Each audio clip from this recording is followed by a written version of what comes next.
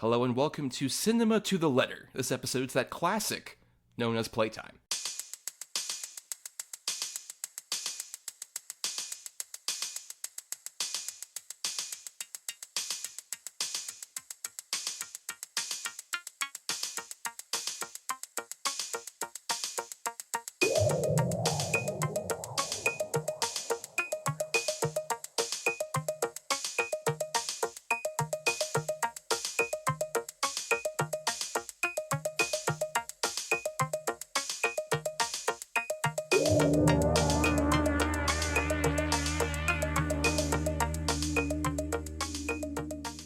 On Cinema to the Letter, we break down the very nature of cinema, letter by letter. For each episode of a season topic, we cover 6 films that fit at C for classic, I for indie, N for new, E for egregious, M for masterpiece, and A for atypical.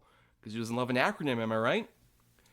I am Thomas, and actually I wandered in here because I saw a neon sign like on a roof that kind of pointed me this direction.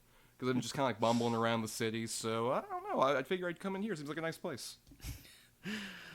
Hi, I am Bryan, and I, for some inexplicable reason, really want to go to that awful fucking restaurant, because it seems like such a great time, even though it's a terrible restaurant. And I'm 100% sure it has asbestos, right?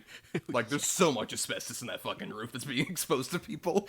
Like, for sure in the 60s, yeah. But Bryan, we're not alone here, because we have a guest to kick off our Criterion season. We have, she's a writer, and she's coming right off the bus, straight from the airport to be a tourist here at Cinema to the Letter. I don't know why she would want a tour here. This place is fucking awful. But Megan Robinson is here. Megan, welcome to the show.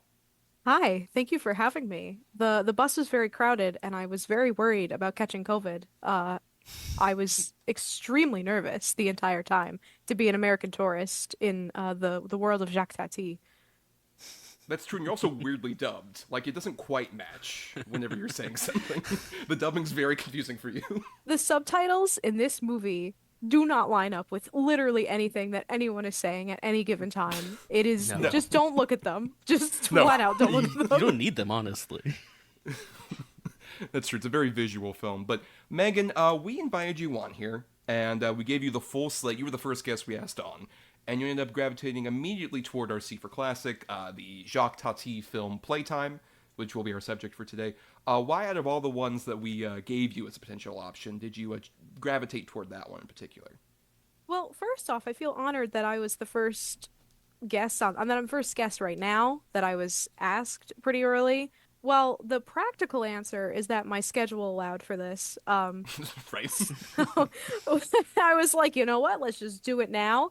But then I was looking more at the film and I was like, oh, wait a minute. I want to get through the sight and sound before I'm inevitably asked for my own ballot in 2032. And I wanted to get through the top 100. This one is number 23, I think, which really intrigued me. And I also, when I was looking at the rest of the list, I was like, I was interested, I was compelled, but I was also really looking at Playtime and thinking, like, if this is the classic, like, I want to know. I want to catch up. I want to be a real cinephile. I've fallen off lately. I want to come back on the horse. Yeah, I mean, that's true, because admittingly, like, for C for Classic, our usual parameters are just, like, pre-1979 kind of thing. Like, 79, like, backward is what we... And obviously, this was when Bryan and I were planning out the season, the most difficult one to, like, narrow down. Like, because usually our planning meetings are, like, we see a movie, and then we have dinner, and we're like, so let's see, what options do you have, and what do I have? And easily both of us had, like, the most classic ones. There was, like, an embarrassment of riches for that, right, Bryan?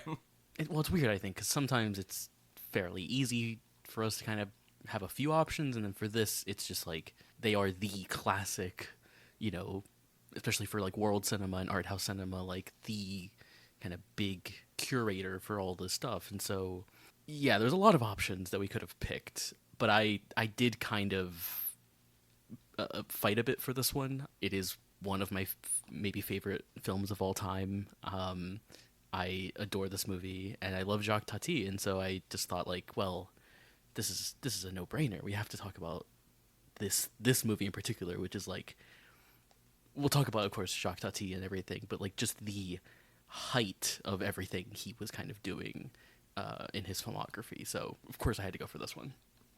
That's true. And I remember, by contrast, I am a Philistine who is a man of the people. And I really gravitated toward Bryan for a lot of like the Criterion stuff because he's much more versed in a lot of that. And even though I'm a big cinephile, but I definitely tend to skew more toward, genre stuff, weird, obscura shit that Ryan's like, why the fuck does this exist and why are we covering it, Thomas? What is this bullshit that you're putting out toward us? And so I wanted to at least like kind of expose myself to especially like something like Tati, which I wasn't that familiar with. And also we were definitely like, if we're doing a Criterion season, we gotta fucking do a French movie. It would feel like just terrible if we didn't do that. But I am curious, before we even get into Playtime, Megan, how do you feel about the Criterion Collection, especially as like I'm this curator of so much like world cinema and classic cinema? This is a loaded question. I feel like I'm getting quizzed here right now because I could probably give you 1,000 words on this, but I will say I have bought a lot recently thanks to their sales. I was gifted something recently thanks to their sales. So on the pros side, they have a lot of sales and they sell a lot of movies that I enjoy. Um, I would say that a lot of people put probably too much stock into it. People will always get mad when a newer movie is put in there. They'll always get mad when it's not a movie that they wanted. I mean, I was rooting for that Paper Moon guy on Twitter as much as everyone else was. So when he finally got his day, I was like, thank God. Like, thank God he's going to stop with that. Um, but I think that it really is this wonderful thing, especially to have the streaming service. That service is so magical because you will find things that people have not looked at in 25, 30 years. Like no one cares. And you get to watch it and you get to experience it. I watched the movie Old Boyfriends the other day. It's I think a lesser known Paul Schrader penned movie and Mm-hmm. I really enjoyed it and I was like, "Oh, I literally never would have been able to watch this without, Criterion, especially because they have like higher quality. I'll watch like an older movie on Tubi and it's like, what are we doing here? I watched His Girl Friday on Amazon Prime and it was awful. Like the whatever print they had, it was just disgusting. Like this gives you good prints. It restores movies that like by directors I love.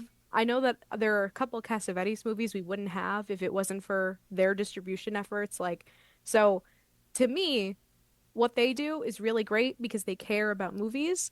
Maybe the brand is going a little too far. Maybe people get a little too angry. Maybe people care a little too much. Like, I wouldn't have been able to watch Playtime if I didn't have the service. So I have to give it to them that they can always give me something that I'm never going to expect. That's true, yeah. Especially to in terms of what you're talking about with like the branding and people getting too serious about it. Our hearts really go out to all the people who were murdered by film bros over Wally being in the Criterion Collection. Just the slaughter for people. It's like, how fucking dare you put a Disney Pixar movie in the Criterion Collection? Heads will roll for that. They were so mad about Wally, and I was like, well, I really like the cover art they did. Like, I really didn't have an opinion. Like, who cares? Really? Like, you don't have to buy it. It's like no one's forcing it into your tote bag here. And plus, look, if we didn't let them have like kind of interesting like mainstream successes, we wouldn't have like that Armageddon DVD that has the great Ben Affleck commentary, where he's just fucking clowning on Michael Bay the whole time. That's their DVD of it? That is, yes, the Rock and Armageddon were both early like DVD releases of the Criterion Collection. Now I gotta thank them. Like, anyone that can give us that good of a commentary, we do need to be like lifting them up. Yeah, for sure. But we kind of talked about this in our little bonus episode, Brian. But yeah, do you agree with that? Maybe that people kind of put Criterion on too much of a pedestal just because of its like curation standards and whatnot. I mean, yeah, for sure. But I think that just kind of happens with a lot of like film distributors. Like the same thing happens with like A24, where it's like they make a lot of really good movies, and some of my favorite movies of any given year are A24 produced or distributed movies. But people get like really into like the brand, and they get really into like the kind of whatever. And I mean, for me at least, like when I was in like middle school, high school, they had kind of this collaboration thing with Hulu, and so a lot of the movies were on Hulu, and it's how I watched like many like it's how I watched my first like international film, which was Harakiri, and it's how I watched like Breathless. It's how I watched Playtime, of course. And I think the other thing to remember with Criterion is that they're not the only ones doing like this kind of thing. Like they're the biggest, obviously. They've been around for 40 years now, but like you always have like Arrow, you have like Kino Lorber, right? You have like other distributors who are doing like cool, interesting stuff like Criterion, but the sort of like Criterion cult is so strong. But like for me at least, like I agree with you, Megan. Like I would, there's so many great movies I just would never have seen if it wasn't for Criterion either putting them out like physically. Like I would often just blind buy a few movies or the streaming service. I mean, like rest in peace, Filmstruck. I still have Filmstruck installed on my Apple TV. I will never get rid of that app. Just Pour to one out for her. yeah, Yes. absolutely. And like the day that Filmstruck shut down, like I was distraught. Like it was a truly upsetting day because there was just like so many great films on there that I otherwise couldn't see. And with the Criterion Collection, like yeah, everything Megan you said, like I echo that completely. Like there's just seeing those movies in like not just like properly restored, but also like the proper aspect ratio, which I really care about a lot, and it really bothers me when I watch a movie on like even like Max or something, and it's just in the wrong aspect ratio, and I'm just like, what is this? This is literally your job to do this. Case in point, like this Halloween, I was watching The Hitcher finally. The only Yeah. way it's available to stream is on Max, and it's literally a 4:3 taped off VHS looking shitty print of it. Yeah. And I was disgusted. It's awful. Yeah. Yeah. And so I love that Criterion does all that stuff where it's like if they put out anything, like even like I think Thomas you mentioned this on the bonus episode, but like Josie and the Pussycats. Where it's like that's gonna be a good version of Josie and the Pussycats if you want to watch it on Criterion. Oh my but God. When they put Party Girl on there, it's coming back Yes. in December. I Right. was finding out that that movie was the first movie to be live streamed on the internet. So the first time that a lot of people saw it was like the most pixelated version possible. No one really cared about this movie. Finally being able to see it, I think a couple months ago, I was just like, this is amazing. Like this looks so crisp. Yeah. It's got a great texture to it. And you wouldn't get that if you were getting like Party Girl on DVD when they first printed it on DVD. Right. I think there's that element to it, and I think as getting into like the whole streaming thing, like with the Criterion channel and everything, like what I love that they do is these really personalized and really specific curated collections, right? So like this month, well, they have like noirs, they have like movies from the Coen brothers, they have starring Ida Lupino, like all of these kind of collections that are really handcrafted, which is so it's just not how a lot of streaming service like Max works, where it's like it's just random algorithmically curated stuff. There's not a personal hand kind of guiding you to watch all this stuff, which is not even to say about like all the stuff they do with like the adventures in movie going, where they interview like directors and actors, and there's all like the behind the scenes stuff. It's like it's like really incredible that like we have this as kind of this resource for just like discovering any new like movies. Like it's the only streaming service where I constantly tune in every month just to be like what do they have that's new? Like what's the new collection this month? And I like always find something I want to like watch, something I like saw a long time ago that I love, or something I've never seen before because it's not accessible or whatever, just all that stuff. So yeah, that's kind of just my general take. I think some people can be very intense about the Criterion Collection, but I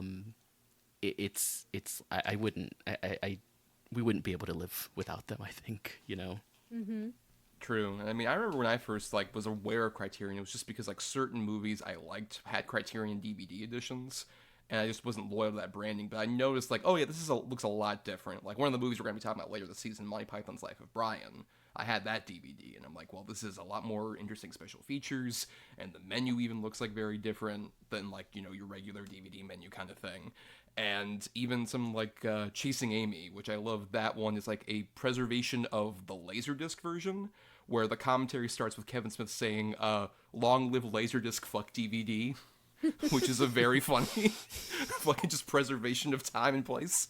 And yeah, there's just certain one of those that are like so unavailable that are fascinating, like the Armageddon one, like the Rock one. Just it's so fascinating seeing like the variety of stuff they put out, even if you go all the way back to like their early Laserdisc days. Shit, like the first ever like non-VHS release of Ghostbusters was like Criterion Laserdisc. Shit like that. Oh man, and that must have looked crisp. Look, by comparison to like whatever VHS bullshit version, I'm sure it looked amazing. It probably looks better than like the last Ghostbusters movie that came out like this year. I'm curious, Megan, when was the first time you remember being aware of the Criterion Collection? I think it was the day that they took down Filmstruck, actually. A dark day for all of us, for the Like- nation, for the world. It was literally like, when was that? Was that during the 2018, I want to say. not to bring politics right. into it. It was during the Trump presidency. Great time to bring it up, though. We're recording in like mid-November 2024. Great time. It was during the Trump presidency because I remember I didn't get on Twitter until around like right before that happened, and it was kind of right around when I had just started. And I remember following a bunch of film critics. I wanted to get into film criticism and journalism, and I was still in high school. And then every tweet on my timeline was about Filmstruck being taken down. And then I was like watching videos about it, and I was trying to get to like know it more, even though it was going away. And then they announced that they had their new streaming service, which was what we now use. And I didn't have my own money back then, and now I do have my own money. So it became this thing of, as I grew into this world as a teenager, I suddenly was like, oh, well, there's this thing called the Criterion Collection, and all I know is that it has a lot of movies and that they're probably important. And I would try to watch them, even though I didn't have the DVDs and Blu-rays. But now I have my own expendable income, and now I have way too many of them. So it was really a beautiful journey, but it did start with a death, unfortunately. The death of Filmstruck. You know, from the ashes of Filmstruck came your obsession with Criterion, yeah. It did rise like a phoenix, but not like as cool. I feel like this wasn't as like exciting of a thing as... No, but the minute that they announced like the Criterion Collection, like we have our own streaming service, I immediately was like, take all of my money, like whatever you need to fund like never go away, please have my yearly subscription immediately. And like I like clinged on to them because I just like was like, we cannot let this happen again. It was like, I will give you every cent I make in order to make this happen. Right. Like, I believe in your dream. Yeah, but you know, that Phoenix rose up and then it was covered in plastic and you put it on your shelf and you feel really guilty about not opening it, even though you bought the particular Blu-ray. And you're just like, oh, I should probably open up that Phoenix. I don't know, and put it in the Blu-ray player. What's funny is that my mom just the other day asked me, how many of those have you actually watched, though? And I was like, I've seen all of them. And she went, no. I mean, how many times have you put those discs in the player? And I was like, I don't know. Maybe 4, 5. It's like, I got fucking 30 of them. I've got multiple box sets now. Like, what am I doing with my life that I'm not watching these all the time? True, yes. The physical media collector's greatest sin is keeping things in plastic like they're fucking action figures or whatever. If increase their value. Yep, yeah, I mean, I want everyone to know that I actually have them locked away in a drawer. My bookshelf has actual books that I haven't read. So... True. But you know what? Let's stop talking about Criterion in a general concept and talk specifically about Playtime. A 1, a 2, a 1, 2, 3, 4.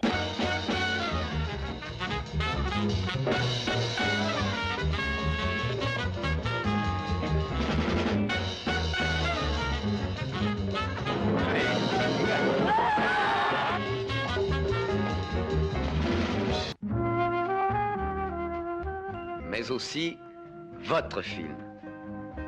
Que vous soyez président directeur général ou son chauffeur, technocrate, plombier zingueur, japonais au singulier ou japonais au pluriel, femme du monde ou démonstratrice, ménagère, ou étudiante. So, Playtime came out December 16th, 1967, from director, co-writer, and star Jacques Tati, who was a French filmmaker who was most famous for doing a lot of these kind of big, comedic, visual, kind of slapsticky movies that were very influential. And as we kind of intimated earlier, Bryan was definitely a big fan, and we'll definitely hear from him in a second. But Megan, had you seen much Tati prior to you coming on here for Playtime? I had not. When I found out he hadn't directed like a ton of movies, I was like, thank God. Thank God I don't have a lot of catch up to do. That's true. It's only like the Hulot movies, which are 4. And then there's like one before that and one after that, I think. Right, Bryan? Is that right? I believe so. Yeah, he unfortunately did not get to make that many movies, and I think only a few of them are released in the Criterion collection. I think like some of the early ones are not, but all the Hulot ones are. You have for the Hulot movies, Monsieur Hulot's Holiday, Mon Oncle, Playtime, and then Traffic, and then you have Parade is his other film, which is accessible, but is I don't think a Hulot movie. I actually haven't seen that one, unfortunately. And I was in a similar boat in that I hadn't seen any Tati prior to doing this. But you're a big fan, Bryan. So talk about your general love of Jacques Tati's films.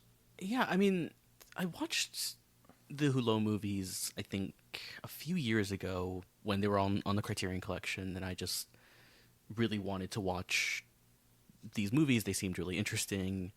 I really liked just Tati as Hulot, which we'll talk about, of course, in this movie, but especially with the other films like Monsieur Hulot's Vacation and Mon Oncle, well, specifically with the first one, it's very small and it's quite quaint in a lot of ways. It just takes place at like this like one vacation home, and the thing I really love about his movies is obviously just the physical comedy of it all. Like all his movies are visual, and they have that kind of silent film kind of thing going on.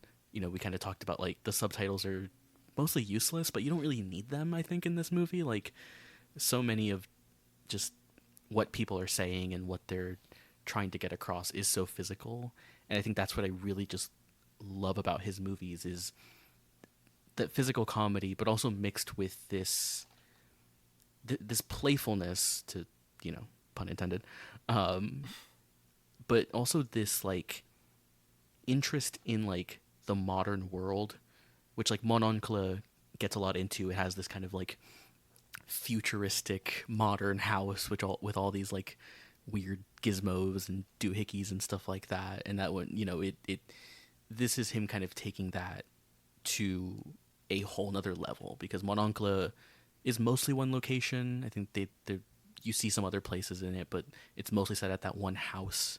But I just love that stuff, and I also just love, as a director, I think he's an incredible like filmmaker. I think that like the compositions in all his movies, the way that he uses also just all aspects of the frame. There's a lot of great like just deep space photography in this movie, that he's just using space, using everything to create this really weird and fun and just absolutely hilarious like experience. And I'll get into, I think, a bit as we get into the movie, just kind of what I think Tati is doing with this movie, and kind of some of the other movies as well. But yeah, I just think he's a great filmmaker, and I love this character in particular.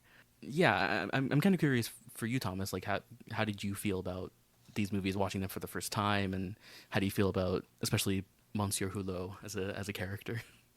Yeah, because I for prep I ended up watching Monsieur Hulot's Vacation, which I also want to state, we've been saying like Hulot and Tati, we apologize if we mispronounce anything. Any of our French listeners, we are filthy Americans here, and you know, at least we're not saying like Jacques Tati.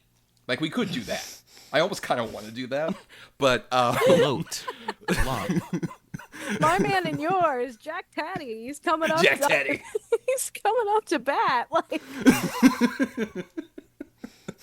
But yeah, so I watched Monsieur Hulot's Vacation and Mon Oncle as part of prep for this. And I'll admit, with like the first one, the vacation one, I was a bit concerned because I was like, this is very like well put together, but at the same time, it is kind of just like, all right, we're going from like this set piece to this set piece, like this little comedic bit, and it feels kind of like that one drains a lot more to me. I feel the runtime, even though I think it's shorter than either of the two movies following it. So I was kind of worried about going into this prior with that, but then Mon Oncle, I agree, is like that's where you start kind of getting the satirical elements of it that even as someone who's not as aware of like the progression of French urbanization in the 50s and 60s, at the same time you do kind of get where it's like, okay, now we're getting to like literally the start of Mon Oncle is like that opening credits scene where like they're starting to build a lot of the buildings that would later be very much built in Playtime. Like the sleek kind of modernization that's contrasting with like that very modernized house or the outskirts that feel like very old Paris kind of deal. And it's interesting kind of marking that. That's sort of like the only sort of continuity you get in this little trilogy, really, because Hulot is not really like that much of a character beyond like it's Tati in a raincoat and his little hat, and he's got a pipe and his umbrella. And he kind of just bumbles around like, oh, let me go this way, oh, this way, over here. It was so fascinating, though, watching and realizing just like, oh, fuck. Rowan Atkinson owes this motherfucker so many checks. Like, this is such, like, Mr. Bean is, like, so indebted to this dude. Yeah, and I mean, I will also say, I think just the other thing that you get in Mon Oncle is the move to color, which that movie has just, like, the most gorgeous, like, color, like, just... that like perfect like 60s, not necessarily Technicolor, but that sort of like bright reds, bright primary colors, which are carried over in this movie, of course. But I mean, absolutely, Rowan Atkinson, like it's 100% just Mr. Bean is Hulot, but just updated in a weird way and not as indebted to like the silent movie stuff in a way, but. Well, I don't know, even more so because he's just like, I'm sure he watched Hulot and was just like, what if I talk less and do more bits where, like, I get a turkey, like, stuck on my head? And then that man made so much fucking money off that. Yeah. I don't know if Hulot showed up at the Olympics in 2012, necessarily. Fucking Mr. Bean did, you know? Where were you during the 2012 Olympics? Mr. Bean was in attendance. I mean, he was there. He did the whole fucking like Chariots of Fire bit and everything. Everyone loved it. I hate the British. Fuck you, Danny Boyle. How dare you put him there? But I'm curious, Megan. So, did you watch any of the other Jacques Tati films prior to this, as well as for like kind of catch up to Playtime? The literal saddest part is that I was like, I'll do Playtime, and then I go on Letterboxd to like make sure I have it pulled up, see if I need to like know any actor names, like just to get a cursory little bit before I watch it, before I hit play. And then I looked and they were like the third in his Monsieur Hulot trilogy or whatever, and I was like, hello? What do you mean? So I didn't, because I didn't know. And then when you sent me the notes, I was like, okay, yeah, let's just say that I went into it with a blank open canvas of a mind. Right. Like, so that I wouldn't You're get the it mixed control up. for this experiment. That's what you are in this case. Basically, I have no emotional attachment to Monsieur Hulot, and I am trying to look at this from an objective standpoint. Or once again, us filthy Americans will call him Mr. Hulot. Mr. Hulot. Mr. Hulot, please come to the principal's office. Well, I mean, I don't know. You're missing on such dense continuity in the Hulotiverse. I mean, you know, it's I like all honestly, his origins. The amount of people in the movie that are like, Monsieur Hulot, it's me from the army. I was like, God damn it. I hope that these guys aren't actual characters. No, they did not show up. I mean, I don't believe his military service was even canon until this point. It's the really great thing, though, just about this like character, though, that I love is that like Tati just kind of made 4 very distinct movies with this character, and just he's just, you can just put him in anything, right? Like, as you mentioned, like Monsieur Hulot's Vacation is like this very chill movie. Like it's a great kind of like Sunday matinee type of movie. Mon Oncle is like a bit larger, and it's just set at this like one house. This of course takes place in a city, and then in traffic, he is hired. He is the like head engineer of this like car company, and he has to deliver the product car that they have made to the like auto show. And it is this like road trip, much in the same vein as this movie, just comedy. And so like the character, like yeah, like Thomas said, there's not really a character here. He is just like the outfit, and it's Jacques Tati, who is like just looks funny, you know. Like we'll talk about like the kind of one of the opening bits here with him, where it's just you can just put him in a room and with a chair, and he just like makes comedy. Like he just is so funny to look at. But yeah, there isn't really like a, other than him being a bit bumbling and like, other than like him stopping to help like everyone because he just kind of like is polite in a weird way, even though he is like this like weird kind of almost like Mr. Magoo type of figure in some ways. It's one of the things I really love about that the character though, is that he isn't really like oh yeah, he's mysteriously, but he was in the military. He has all these like military friends. What like, there isn't that continuity. There isn't like a strict kind of thing that Tati is trying to create with this character. It's just kind of like, I don't know, let's plop him into like just 60s Paris and do some funny stuff, you know? I didn't get a chance to see Traffic, but I do love the fact that like he apparently fails upwards, because like his only other job is in Mon Oncle. He ends up getting hired by his brother-in-law to work at like it's like a rubber hose fucking factory or something like that. Yes. And it's just like he's like such a fuck up who doesn't do anything that well, but it's like at the same time by the end of his saga, he's like, oh, you're the lead engineer at a fucking automobile factory or whatever. Literally, everyone loves him too, which I find Yeah. so endearing about him. Yeah. No, I mean, like, it is the, like, the really, like, funny thing and that happens. Like, many times in this movie, he will just do something, like, messed up, or people think that he does something because other people... I love the bit in this movie that other people just are dressed like him, and people are like, Monsieur Hulot. And like, oh, sorry, it wasn't you, I was looking for someone else. He's got a lot of cosplayers. Just like, he's really, like, affecting French fashion. He's huge in France. Like, he's a trendsetter. He's one of the couture houses. Truly. But so I'm curious, Megan, as someone who's like completely fresh to Hulot, and especially for this movie, where unlike the previous two movies where he's kind of central, he really weaves in and out of this fucking movie. He'll just like disappear for large chunks and then come back in. How would you feel about him as like technically a central character? It took me like an hour to like make sure that that was the guy that I was supposed to know. Because it's like he shows up after the airport and the American tourists. And so I was like, okay, so this is the American tourist part that's in the plot summary. Where is Monsieur Hulot? And he is in this building, and I was like, all right, this has got to be him. This has got to be him. And then the camera just does not care about him, like in that way, in this movie. It's like there are so many set pieces, so many players, that he is technically the main character, but he's not really. And it took me so long. Like I felt like one of the guys that was looking for him. And it was like, oh, sorry, that's not him. Like I was like, who is this mysterious man? But I think that's what's interesting, is because apparently by this point, like the main reason Playtime even got like to be made in the way it was because Hulot was like such a big character from the first two movies. And it feels kind of like, you know, Tati was like, oh, I don't want to fucking walk around with a goddamn fucking umbrella anymore. All right, She's sure, done. I'll show up. Right, I'll show up occasionally, but like, I don't know. Like, he very much had like the weird, like, look, I am Jacques Tati. Hulot is the character. Okay, like, you gotta separate this. He was like, pack this shit up. Like, come on. Like, get over it already. Look, if you'll make me make an entire fucking, like, modernized town square with, like, all this French money, fine. I'll put on the fucking raincoat and shit. I do love that kind of, that decision, though, and it is kind of off-putting. Like Megan, the first time I watched it, I had the same kind of thing of, like, he's not in this that much, really.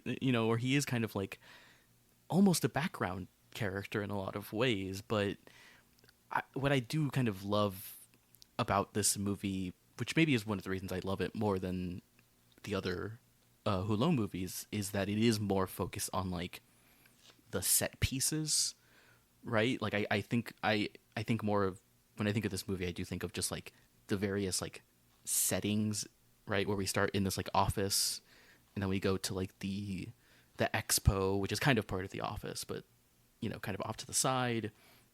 Then we have like the bit in the apartment with like his friend, and then the restaurant.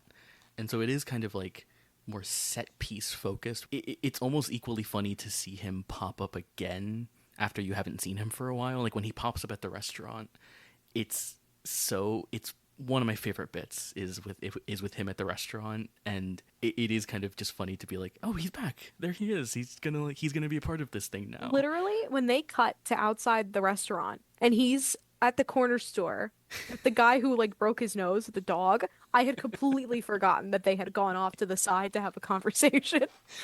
And I was like, oh shit, he's back. You finally got the hype, just like, my boy Hulot's back. I was like, no way. And then he ate that nasty sandwich. Like, you gotta go to the bistro.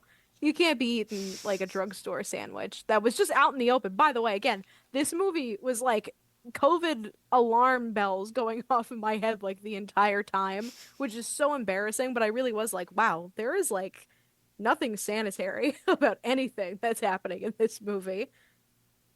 No, not necessarily, no. But yeah, so in terms of this movie, like Bryan kind of mentioned, like it's definitely not plot driven. So it's going to be like a bit harder to kind of like talk about specific plot points. Really, it's separated into like 6 or so set pieces, because you've got the airport, then when Hulot goes to the office, then the big trade exhibition, kind of like convention hall, then the stuff at the apartments, then the Royal Garden, the fine dining restaurant where everything goes wrong, and the final big like carousel sort of thing. So I'm curious, Megan, of those kind of like 6 segmented off set pieces, which would you say is kind of like your favorite in terms of which one you get the most laughs out of? When I think about the restaurant, I start to get like stress hives because I work in a restaurant. So it's like, this is my worst nightmare. But there are a lot of really great running gags in that.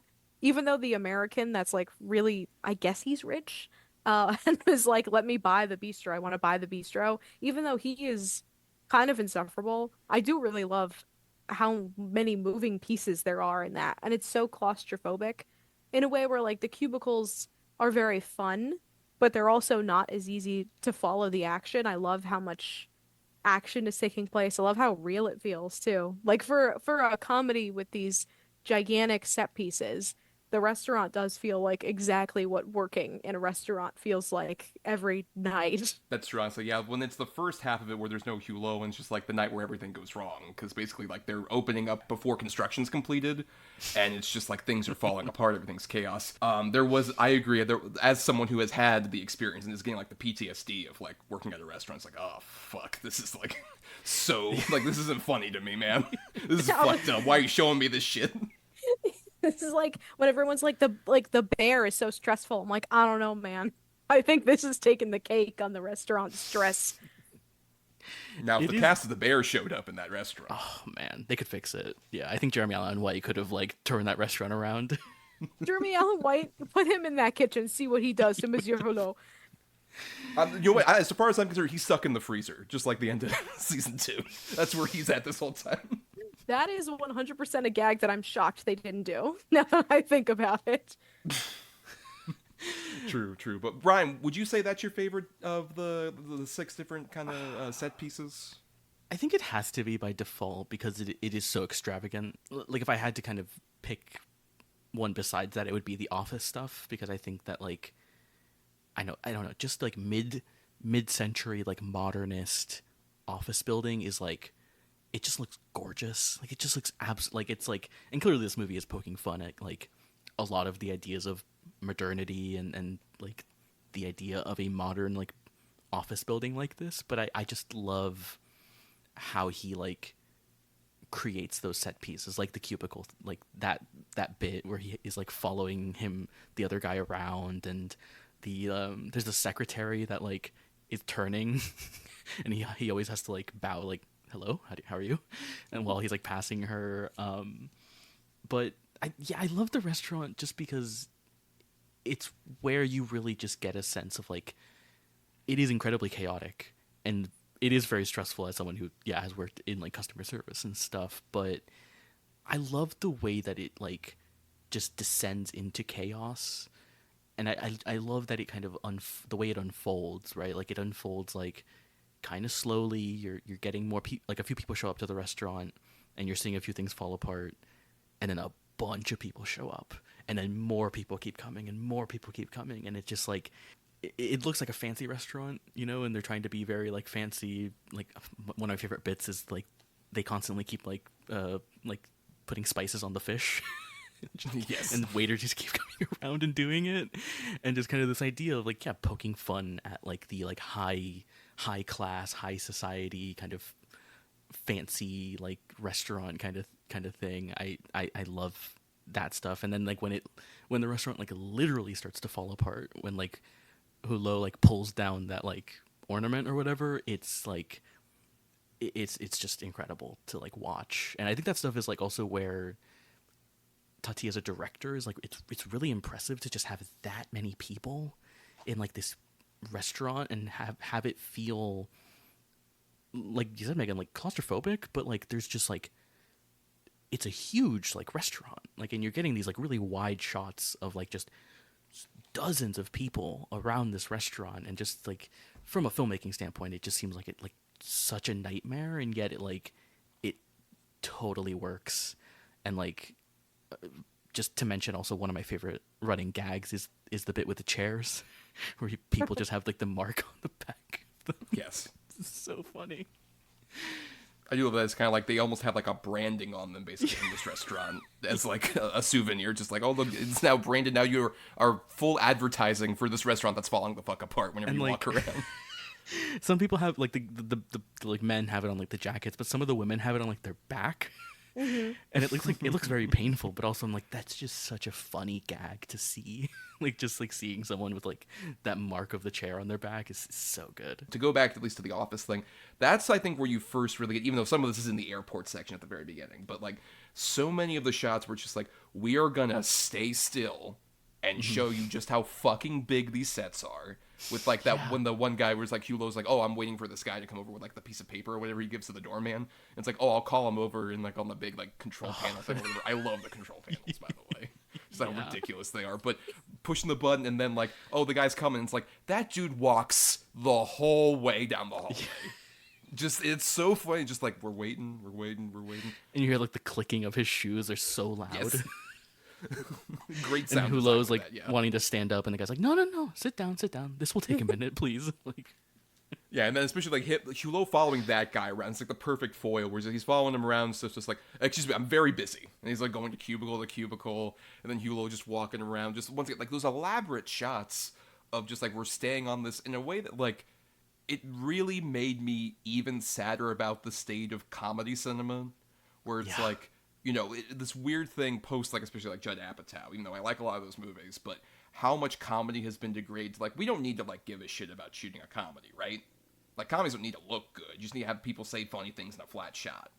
And, like, that's so disappointing when you go back to something like this, where it's like, this is the most insanely elaborate bullshit, and it's for, you know, Mr. Hulot kind of bumbling around from, like, one side to the other, to the degree that, like, my favorite set piece, honestly, is one we haven't talked about, the trade exhibition.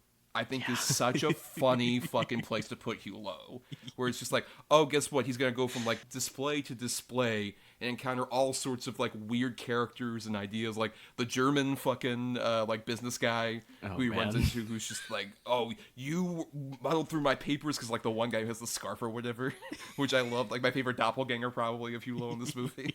It's just like, I'm taking papers, I'm crumbling them up and like taking them with me. Who the hell was that guy? Like, that is one of the things about this movie that's actually so funny, is that you see so many people and you're like, now what is your story? Like, I need to know why you're crumbling up those papers, why you're sitting down at someone else's desk in a trade exhibition and simply going through their files. Like, what leads you to that point in life? This is like, you're getting these amazing microscopic like views of everybody. And it's like, but like, who are they? Who are they? And I think that's why, at least I kept watching, because I was like, there's so many people in this movie that are like etched in my brain that do not have names. Yeah, That's true. And I can't wait for the universe to expand with Scarf Guy Origins coming to theaters December 2025. I would watch a biopic of that guy designing the silenced door, which is like, Oh, yes. there's so Yeah. many great like little products in this. Like, my favorite is probably the electric broom that has like headlights. Yes. Kind of so practical, stupid. honestly. Like It is, but then you look at it and you're like, it's a fucking broom with headlights. It It's so was ridiculous. so funny when they said electric broom. I thought it was going to be like a vacuum, and then it had headlights. I was like, I also just loved like one of the American Tourist reaction when like he turns it on where she's like, "Oh, that's what it does," where she just Yes. like wasn't sure what it was. there's other stuff too in there. Like I love when one of my favorite things in comedy in general is like the mistaken identity kind of thing with like the old ladies who are just like, "Can you fix this lamp, please, sir? You're a seller, right?" And Hulot's just like, I don't know. I'll walk around like, "Hey, can somebody fix it? Somebody fix it?" And then he just like plugs it in for them, and the red light bathes them. I love that lighting effect too, which is like they're just covered in red. Like, they are just, like, in a weird, different lighting scheme entirely from the rest of the room. Like, "Oh, thank you, sir." And it's like, all right, I guess I fixed it. And then he moves on. Yeah, I mean, like, when you're talking about just kind of, yeah, like the state of comedy now and how, like, comedy is also just less visual. Like, there's just less visual gags. Like, yeah, some of that I think could be attributed to, like, Apatow, where it's just like, let's just improvise for a little bit and see what happens. But, like, this movie looks absolutely gorgeous. Like, absolutely incredible. It's so, like, yeah, just the use of color, like you said, like when he plugs the lamp in for the old ladies, just the use of like also just this like stark gray of like the office, and like everyone's in like gray suits and everything. But then later on we get like the drugstore, and there's like that green sign, and you get like that whole like it's just bathed in this like really gorgeous like green light, and like it's just such an incredible looking movie. my favorite thing visually in this movie happens towards the end when it's like the day after the restaurant's, I would say, first and last night. Um, it's when you notice as the movie's going that everything is really gray. Like it's really obvious, especially like the cars, the people, whatever. And then when that American tourist gets on the bus, she's finally saying like goodbye to Hulot, right? And then they're driving in that roundabout for like I don't know what the hell is happening. If it's a parade, if it's just they're driving, but you notice that all of the cars are now suddenly the French flag colors. I was like, Yeah. wait. I was like, wait a minute. This movie's so clever. Well, not to mention that it's like they literally set it up as like it's a carousel. Like the music and the fact that they're all going in this corner, even like the little thing in the center that looks like a fucking like carousel thing that would prop up the roof or whatever.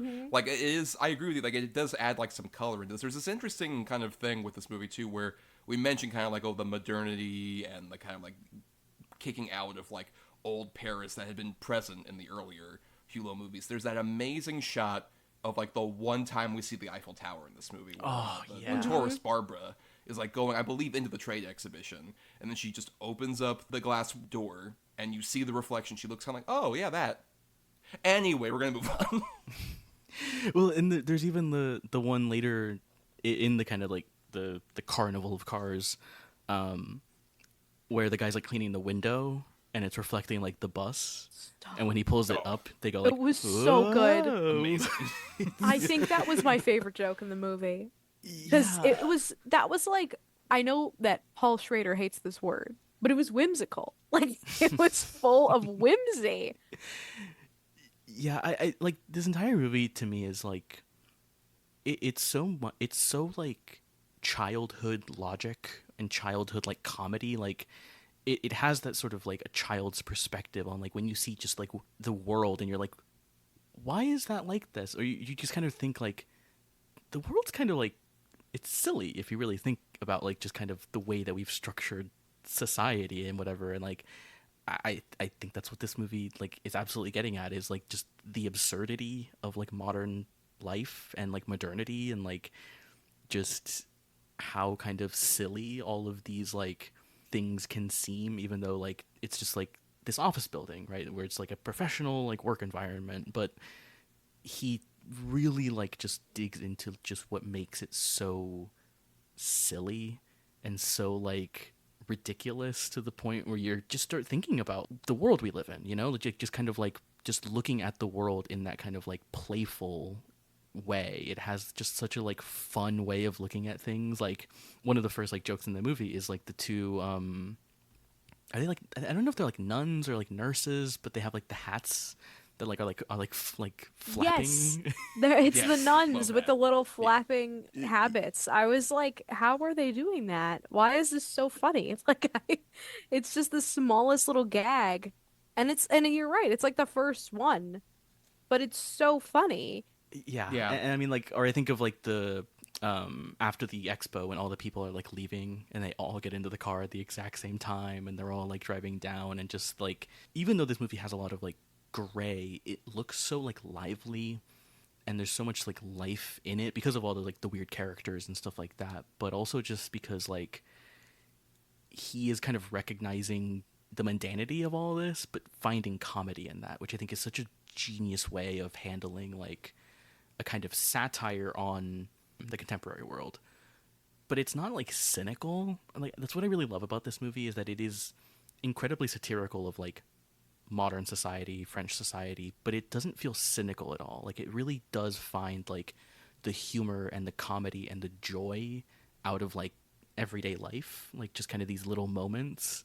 The like carousel thing, there's like the like dad tries to like hit his son and like the son like goes down into like the jacket. It's just also just a very quick gag that Like, what's his story? right. I do kind of love the kind of like stream of consciousness angle of it. Yeah, where it's just like we're kind of like weaving in into people's lives and stuff like that. But I do like the consistent kind of like satirical angles of like you're mentioning, like the look of all these sets, which I want to really emphasize if you don't know out there. They built all this shit. Like this is all elaborately fucking built these sets, and it's insane that like he built this little fucking town square and shit like that. That's like so massive, and even the interiors and all that other stuff. Like to the degree that a segment we haven't really talked about that much, the apartments, like the way that that whole facade is constructed, which is like there are like 6 different fucking apartments we're seeing into as they have these like big elaborate like window walls basically for us to look in at. It's like such a great satirical point just visually. But then, like, the few bits of character we get from, like, you know, Hulot's old army buddy, who's just like, hey, Hulot, come into my apartment. Isn't it great? Yeah, look at this. We got a TV. We got what this. a Here's my nightmare. wife. Here's my daughter. The Yeah, wa- I know. It's like, When they started opening up like the screen, I Oh was my like, God. not he's bringing out the vacation slides. Like, this guy, man. God. and Hulot being, like, clearly just wanting to get the fuck out of there, like, being very polite, but also visually just like, I want to go back to bumbling outside, man. I can't fucking stand here anymore. Those apartments might be, I think, the most evil piece of architecture in this movie. I could not fathom living in, especially the ground floor. I think that's just gnarly to look at. Right, but the fact that, like, the sort of perception angle that a lot of these people have, like, various people that Hulot encounters, where it's like, nope, this is great that we're living in this kind of, like, world where, Yeah. like, we have these apartments and, like, isn't it elaborate? It's like a status symbol kind of thing.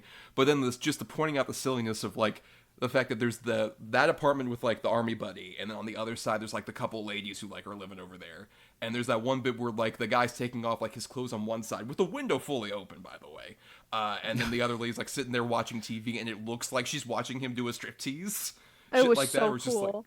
it's so amazing. Yeah, it's such perfect, like, not just even, like, the visual of, like, the actual shot construction, but the comedic choreography in this movie is, like, astounding, honestly. Yeah, and like especially the apartment stuff, I think gets to a lot of like the satire on like technology, you know, which like Thomas, you mentioned like the guy early on with the control panel at the office, which again I just love, just hitting a bunch of buttons and then just like a bunch of lights turn on and it goes like brr, brr, brr, like whatever, and like it's kind of the same thing here, like you kind of said, like just pointing out like isn't this great, like we have all these cool like these cool gizmos, these cool like bits, right? Like that's kind of what the expo is as well, but just kind of like how ridiculous it all is, like just how like absolute like what I love about the apartment scene, my favorite like joke in it is when the guy goes outside and Hulot is still like outside the door because he That hasn't was- found the button. I think the funniest like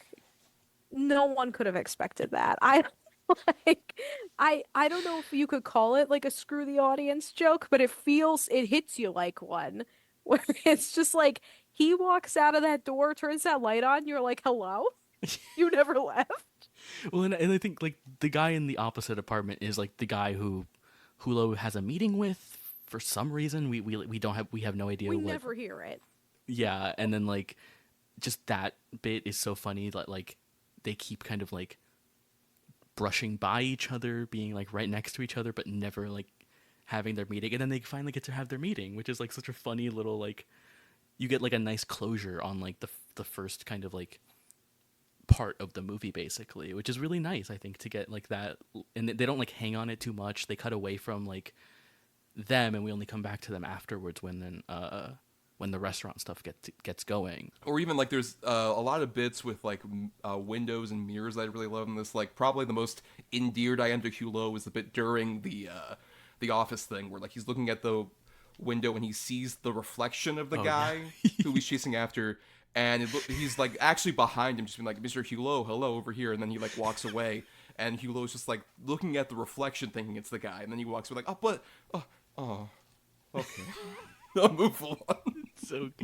It's so yeah, great. I also love that guy later like just fully runs into that glass door, which is so funny on its own. But then like just so many bits of like playing with like the fact that like especially going with like the whole mid-century architecture thing, like everything is glass, right? Everything's see-through, but like just it's so funny to me that like so many times in this he's playing with that idea of like, well, everything's glass, but also that means everything's reflective. So, it's just right. great. There's seemingly like a lack of barrier, but also a clear barrier. Like I think there's the one bit too where like the door guy who ends up futzing with the controller later. There's a bit where like somebody's trying to get in, and it looks like they're talking face to face, but it's like, oh no, there's a glass thing here. You gotta go over to the door.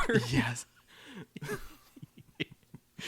Yeah. And I mean that one of my favorite bits in the entire movie is with the door at the restaurant, which is like one when it finally like breaks, which I think is like a crucial point of that sequence, because like I think that's when you're just like when the reins are let loose, like everything's just like fucking chaos now. But also it's one of the best bits with the doorman holding like the handle still. Right. And people try picking up the artifice once again. Just like, no, there's a door here, clearly, funny. guys. It's the only way you can come in. And everyone like does it. Yeah. It's this beautiful thing where everybody still uses the handle. So good.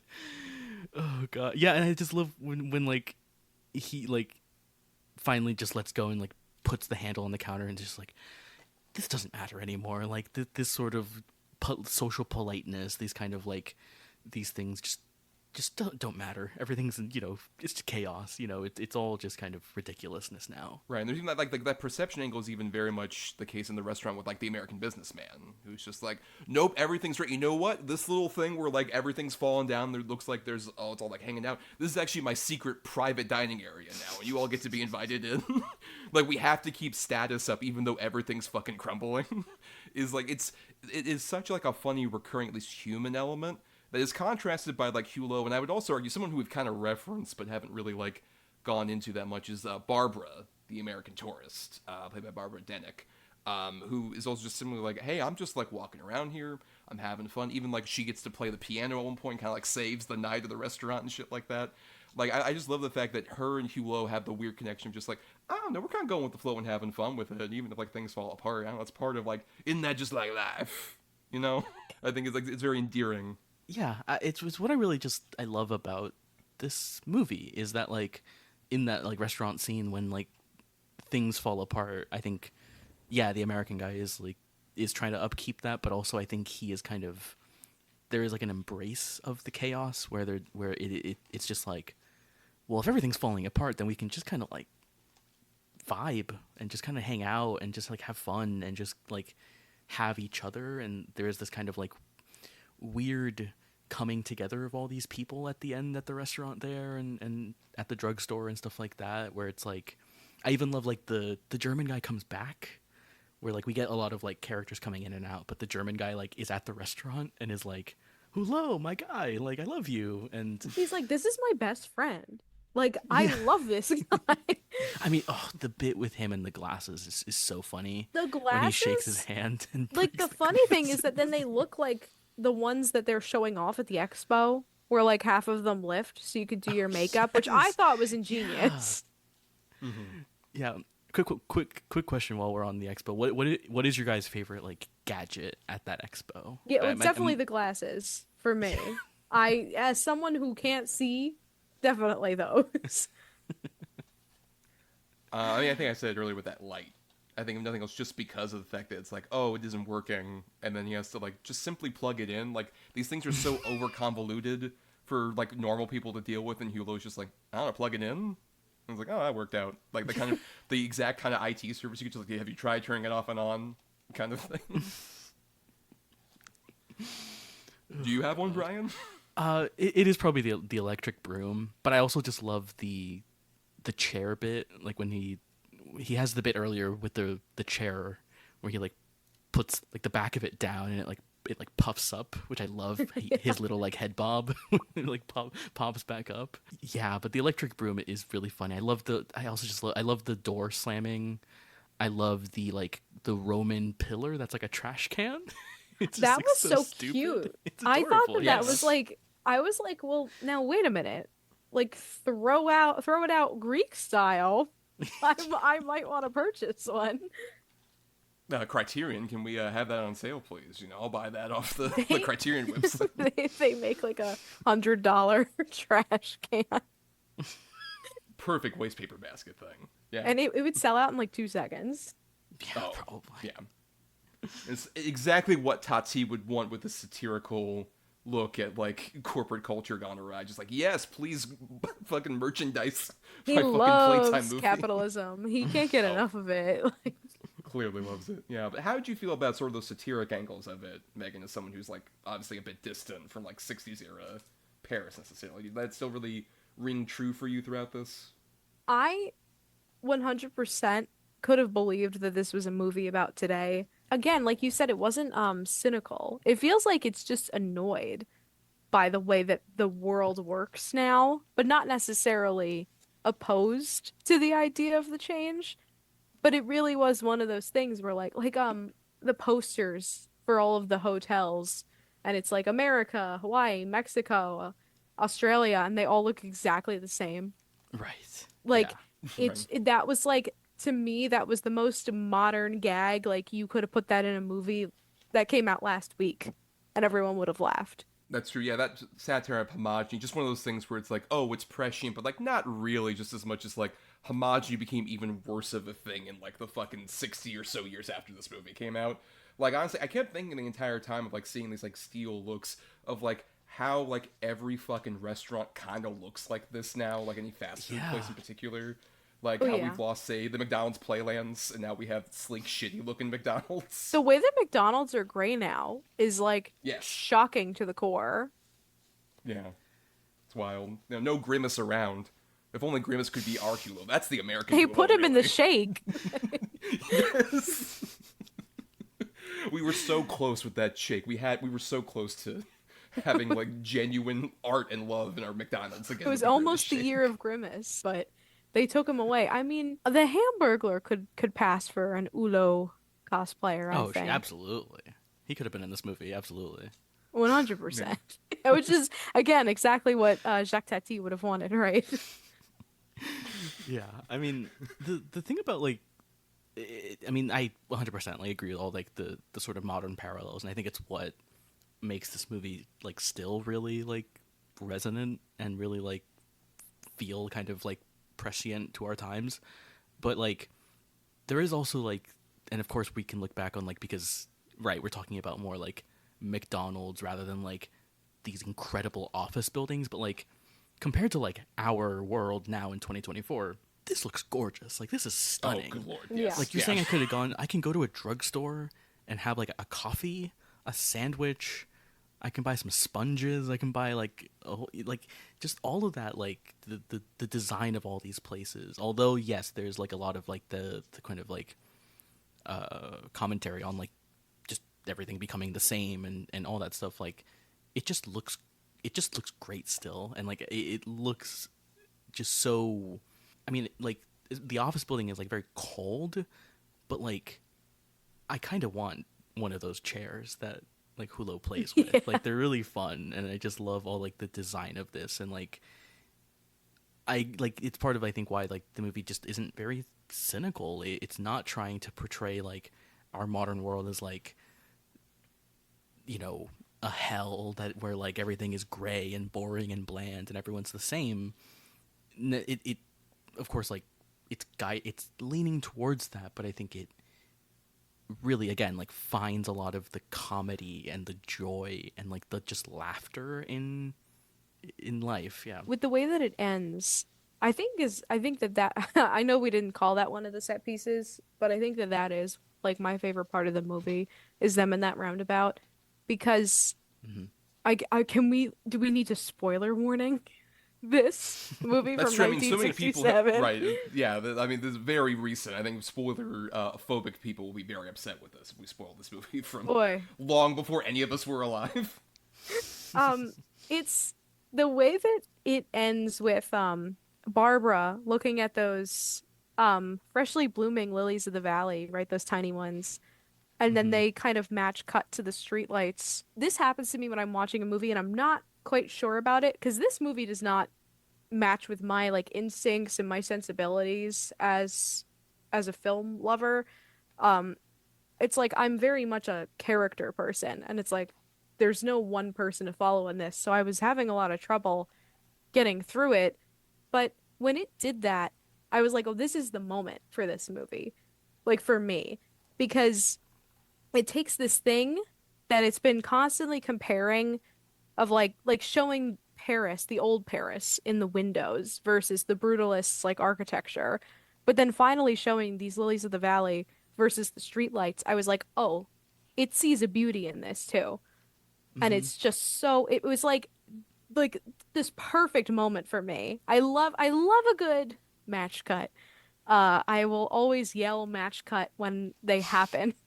But this was like just a beautiful mirror image there. And then when it cuts to being night and it's like all the Oh beautiful lights, it's like, man. wait a minute. It's Yeah. like there is a beauty to this. There is like something that he sees, whereas that which is that like this is nature. Like we are always looking towards nature and we are always finding beauty in simple things. Like they're just street lights and they're like really gorgeous. Yeah. Yeah, I mean, I you say like. you're not a character person, but I mean that truly is like the great finishing off for the character arc for our real main character, which is this city location. The location is really a character if you think about I it. think that that's maybe my thing is that I'm such a Yes. dialogue character person that when I'm like, man, what do you mean New York City's a character? Now I gotta like lock the hell into this Safdie Brothers movie and remember that New York is a character. But this movie is like, wait a minute, no, it's like, and it's Paris, but not because everyone is Parisian. Like there are plenty of people that are like British and American and German and like there are so many people that are all coming together and it's like no, it's the city that counts. The people that like make it up are always going to be different. And that's like the beautiful thing is that they keep making this city into a beautiful thing that we can all marvel at and we can laugh at too. Yeah, I really mean, less Paris and more of what they dubbed Tativille for I like the all the different sets world and stuff of like Jacques that. Tati because this is not Yeah. any place on planet Earth really. Right. yeah. I True. mean, like. I mean, I 100% agree with what you said, Megan. Like it, because yeah, the movie is like absolutely poking fun at just kind of how absurd and ridiculous and silly like the modern world is, and yet like the end of the movie is it is both this kind of like acceptance of the silly and acceptance of like the ridiculous with the carnival thing, but also yeah, like finding a beauty in all of this kind of chaos, right? All of like the chaos of modern life and kind of the hustle and bustle of like living in a city like this. And yeah, it's such a beautiful like note to end on. And I think like there's a lot of other moments I think like that in terms of like him seeing like a piece of architecture or something out in the world and using it in a way that like is like nature or is, you know, like or like I always think of like the bit later in the movie at the drugstore when the priest is walking through and they're turning Yes. the lights on and he has like the halo above his head. Which is, like, that's just a really funny like thing to see, where he probably saw like the O and was like, hey, it looks like a halo.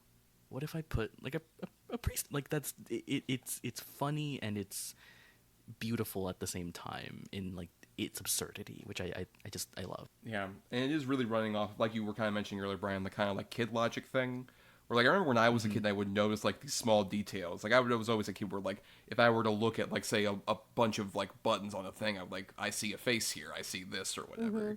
Like Right. that kind of like kid imagination element of it. It's just like, oh, like priest is there and the halo's there. It's just like it's a very like just funny small observation thing that makes this like so universal, despite being, you know, like a French movie. Like you could show this to like I could show this to like my little like 7-year-old nephew and he'd get the bit. Like it doesn't really matter. Yeah. Like any kind of like there's no language barrier there really.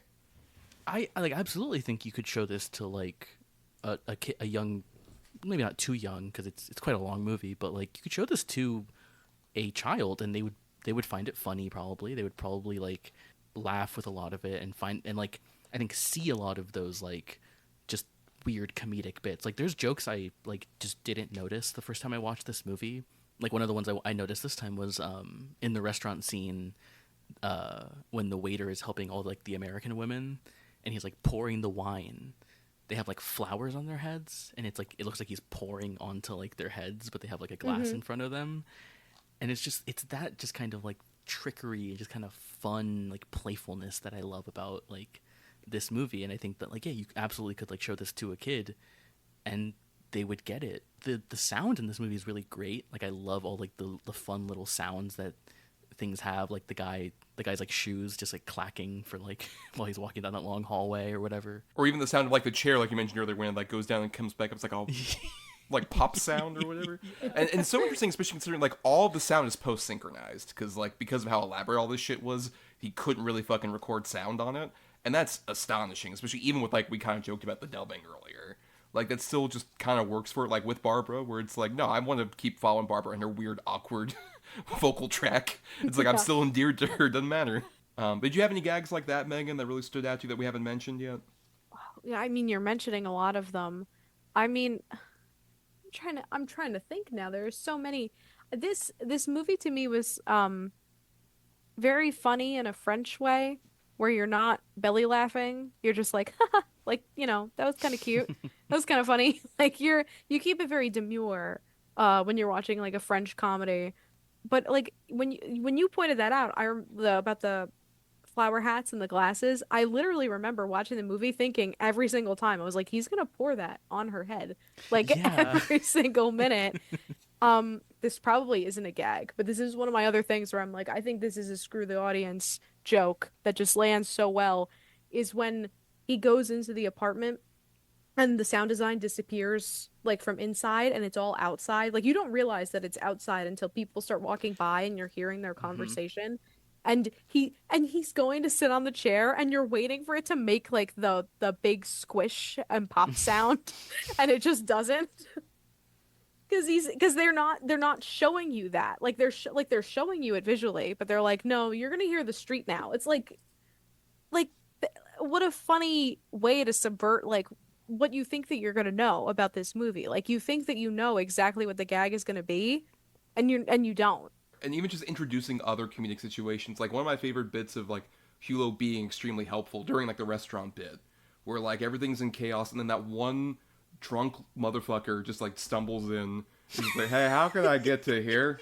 And he, like, takes up the map, just like, okay, you go, like, take a left here, take a right, and you go, thank you so much. And then he stumbles out. You know what? I loved the drunk guy who kept falling out of the stool because he was annoying thank you. he was Yeah. annoying the hell out of me, Yes. right? And I was like, God, I wish I could throw people out. Like the way that they're doing it. They're like manhandling this guy. He comes in again, and then the last time they're like so over it that they fucking put him in the stool. So good. Oh god. They're like, yeah. nope, you have like lost walking privileges. Like, I just think it is so funny. And then they just pick him up. They're like, no, he's out of here. Oh, yeah, and I love like it's that guy or it's another drunk guy where like there's like, I guess they have a bouncer who's like the one kicking people out, and like he kicks him out, and then the guy like drunkenly stumbles out, looks up at the sign, which is like the crown with like the arrow pointing back in, and he like follows it back inside. Or even like the most absurd, like the cartooniest gag of this movie in the restaurant bit, where like the air conditioning goes off and there's that model of the plane that melts, Gets and limp, then yeah. when it goes back up, it just all of a sudden rises back up. The back on that lady blowing in the air conditioner was like, Yes. I was like, what is happening? How does that feel? Like that was, I think, the one gag in this where I was like, no, I need to know what that lady went through for filming this, because that is 100% her back. Yeah. You just, how elaborate all this stuff is. It really, really makes sense that like when you find out all this stuff about like this was the most expensive movie ever made in France at the time. Yep. And it took like 3 years to like shoot this shit. I can't imagine like any individual shot of this movie feels like it would take like an entire filming schedule for a regular movie to do, because of how fucking elaborate and how many different gags are in any single fucking shot. Yeah, like, I mean, especially when like all the people are on the dance floor and there's like a wide shot of everyone like dancing and the band playing and like everything. It's just like, this is incredible. And like, also one of my favorite like gags in here where you have the bit I love is the guy who's outside who's like jacket rips, but then other people keep ripping like their shoes and their tie and their pants, and so the guy keeps like getting like this like torn up wardrobe basically, and he has to like stay outside. I love him because they were like, you cannot come back in the restaurant. And the thing that puts him over the edge being like the bow tie in the sauce. It's like, I understand this man. Like, I would have had a meltdown if I was handed that thing. Yeah, but like his bit, when you like cut back to him, you can like see into the restaurant, right? So like you still have to like, just even though you're focused on this one guy, you can see all of this elaborate stuff happening in the background, and it's also clear. And I love that bit, and I just love that he like every time they cut back to him and he's just standing there like looking in, just like sad, just like I'm out here. He should be grateful that he was outside. Honestly, yeah, that's true. That's true. You're safe out there, man. Don't go back in. Oh God.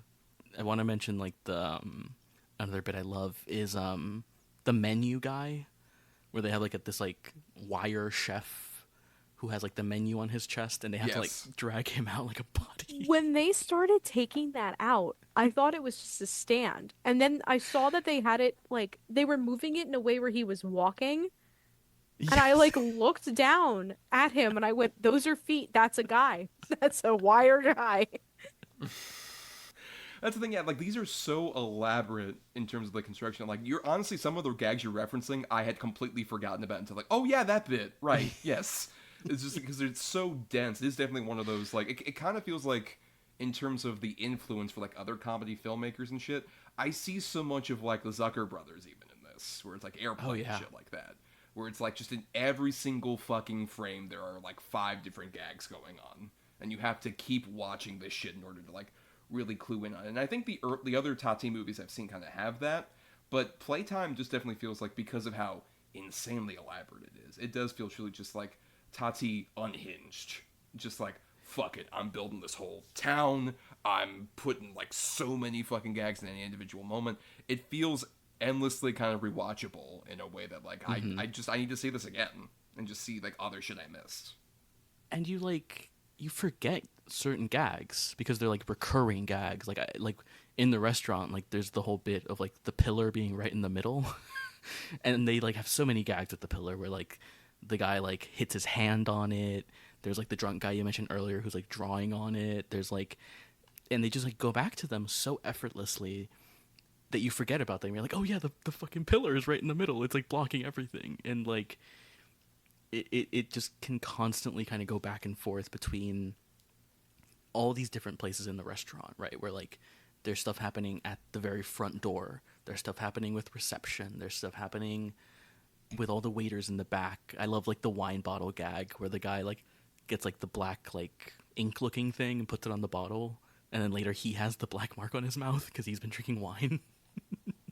Yeah. And just all that stuff that can just kind of go back and forth and go in every corner of this like place. There is something happening, and it's like it's so fucking impressive. Like it's just incredible to watch. And yeah, and all that's even established with like probably the thing we've talked the least about is like the airport kind of set piece that introduces the movie basically. But when you have like those initial shots of like, oh look, there's a flower shop, there's a magazine rack, there's people coming in from the departing flights. Oh, look, Mr. President, like the one, I don't know, like representative dude who's getting like paparazzi photos taken of him. Yeah. And then also like the fucking American tourists are coming in. It's just like he's packing in so much shit where just like, just to give you the idea that like this is a hustle and bustle fucking city that people are like, even when you enter for the first time, shit's all around you. And you're gonna like miss shit in the background as like we continue forward. Just right off the bat. A thing I just love about how stuffed this movie is not just like the rewatchability, like you said. Like I think this was my second or third time seeing it, and I definitely have that. Obviously, the thing that you mentioned of like just noticing other gags, noticing other bits, but also especially the first time you watch this, and maybe you guys can kind of confirm or deny this, but like you are trying to cling on to something, right? Like Megan, you mentioned like not noticing Hulot and being like, where'd he go? Like you guys said, And he was in the airport. I didn't even remember. Like I don't even know if I saw him. Yeah, but I think like when you rewatch it, and I think the movie kind of like tries to guide you in this direction of just like you just gotta let go and just kind of like enjoy all of these different like characters that are coming in and out. They're not expanded upon. There's nothing like that, but it is just like embracing this kind of weird collage of like chaos and comedy that happens. And I think like it's very unlike the other Hulot movies in that way, right? Like because even Traffic after this has a plot. Like it's a road trip movie, and Mon Oncle like has somewhat of a plot. Even it's all based in in 1 to 2 locations, kind of, and just the kind of plotless nature. Like Thomas, you mentioned like stream of consciousness earlier. Like just that kind of like attitude the movie has, I think, is like it can feel quite alienating. I think if you're watching this for the first time, where you're like you kind of realize like, oh, there's not really a plot to this. You're kind of just following along these set pieces as they kind of like Hulot kind of bumble around and just kind of like go from place to place. But it is what I just stuck with me about this movie is that I think because I just kind of love the attitude that this movie has in general. Well, we've been talking for quite a bit about Playtime, but Megan, do you have any like stray final thoughts, anything like that about Jacques Tati's Playtime? Or Jack Tati, sorry. Talk about Jack Tati's Playtime. Jack Tati is my favorite baseball player on the White Sox. So don't. To me, this is a movie that took a lot for me to watch because it really is like. It's not when I tell people that my favorite director is John Cassavetes, I think that kind of explains a lot of like what I'm looking for, what I like to see. And this is not a movie that's built like that at all. It is not built like a conventional film in the slightest. Like there is not a lot of dialogue. There are characters, like they do exist. They just are not having arcs. They're not having big moments. It's not about the emotion that you feel because they feel it. But what this movie does in the end, and it's like it took this conversation, I think, for me to really feel it, is it gives you an emotion because of everything that's going on in it. It's like it is the most holistic diorama that you're ever gonna see of like this movie could never this movie could never be made today, but like really they could never make this movie today, not in the a way woke that police wouldn't let Jack Tati do this at all. you could literally not make a Monsieur Hulot movie today because of woke. Like let's start there. The woke left, their liberal agenda is putting down their electric the French. brooms and their They're literally like they are trying to invade us with the microchips implanted through the electric brooms, and we should not stand for it. Um, They're fucking taking away our American trash cans, replacing them with Greek ones. It's fucking literally, ridiculous. where are the American-made appliances? Like, where are they? But it like to be serious, it really like having this conversation and remembering how much this movie made me laugh, how many moving pieces there are, and remembering like the way that I felt when it ended in that last like maybe 10-minute stretch. It's like, okay, I don't know if this is a movie that I'm going to be like, yes, this is like the best movie ever made, but it really truly is something that you will not see anybody else do in the same way. And for that alone, it's a marvel to watch. I think I would like to watch it again when I'm a little less sleepy, but when you're sleepy and no one in this movie is saying comprehensible words, it's like it's a little bit of an uphill battle, but it's quite brilliant. It's I think like even when I was watching it, I was like, this isn't gelling with me. I couldn't stop thinking about how clever it was. I wasn't angry at it. I wasn't mad that I wasn't liking it. I wasn't like, why doesn't anyone think that this is like weird? It was like, no, this movie is really clever. This movie is really doing something ingenious with everything going for it. I've come around a little bit from being kind of lukewarm and mostly confused and feeling like a fake cinephile. I'll go ahead and do my final thoughts. I want Brian to have the last word on his favorite Jacques Tati. By at least saying, like, for me, I was definitely, like I mentioned, when I was watching these three movies and kind of, like, prep for this episode, I was very worried after the vacation one, because I'm like, I don't know, this is, like, very cute, but in a way that almost feels like it's a postcard, kind of like a series of postcards put together, and that's enjoyable, but also feels kind of like vacation slides, to reference something Megan was saying earlier, like, okay, yeah, this is cool, Hulot, yeah, you had a really fun time at that beach house, great. Awesome, man. Can we, I don't know, do something? Can we play cards or some bullshit? But then having, like, the urbanization creep in like, Mon Oncle, with just, even that movie, I think is more cynical in the way we were kind of talking about earlier, with, like, how much, like, that main family kind of has, like, the obsession with, like, oh, appearances. Like, oh, we gotta turn on, like, the fish fountain when people are around. Only important people, though. Fuck Hulot. He's here? No, we can turn it off. Doesn't matter. Like, that one has a bit more of that cynical kind of edge about modernity, yeah. But then with this movie, it's like we kind of mentioned, there's definitely a lot of that satiric intent with it, but also just an embrace of the fact that, like, look, even in, like, this cold environment, people being around just sprouts out creativity, or just a fascinating way to look at, like, the ridiculousness of this modernity, and it just has, like, this weird effect that almost, like, this feels kind of like, if you had, like, one of those elaborate sort of, like, either Mad Magazine or Where's Waldo kind of, like, big group shots just come to life, where it's like, there is so much little detail in every fucking corner everywhere around, and you're just kind of, like, fascinated with, like, oh, let me follow this thing. Oh, no, wait, our focus is diverted over this way and that way, in a way that, like, really shows, like, Tati's vision of just being like, look, I don't know, I have this, like, big space, and I'm just fucking playing in it, and we're gonna have extras all the way in the background doing stuff, people in the foreground doing stuff, but we're not even going to focus on that. We're going to focus, like, mid-ground, what people are doing, and shit like that. That kind of, like, weird roaming stream of consciousness kind of angle of it is really, like I mentioned earlier, like, very endearing in a way that, like, transcends any kind of language.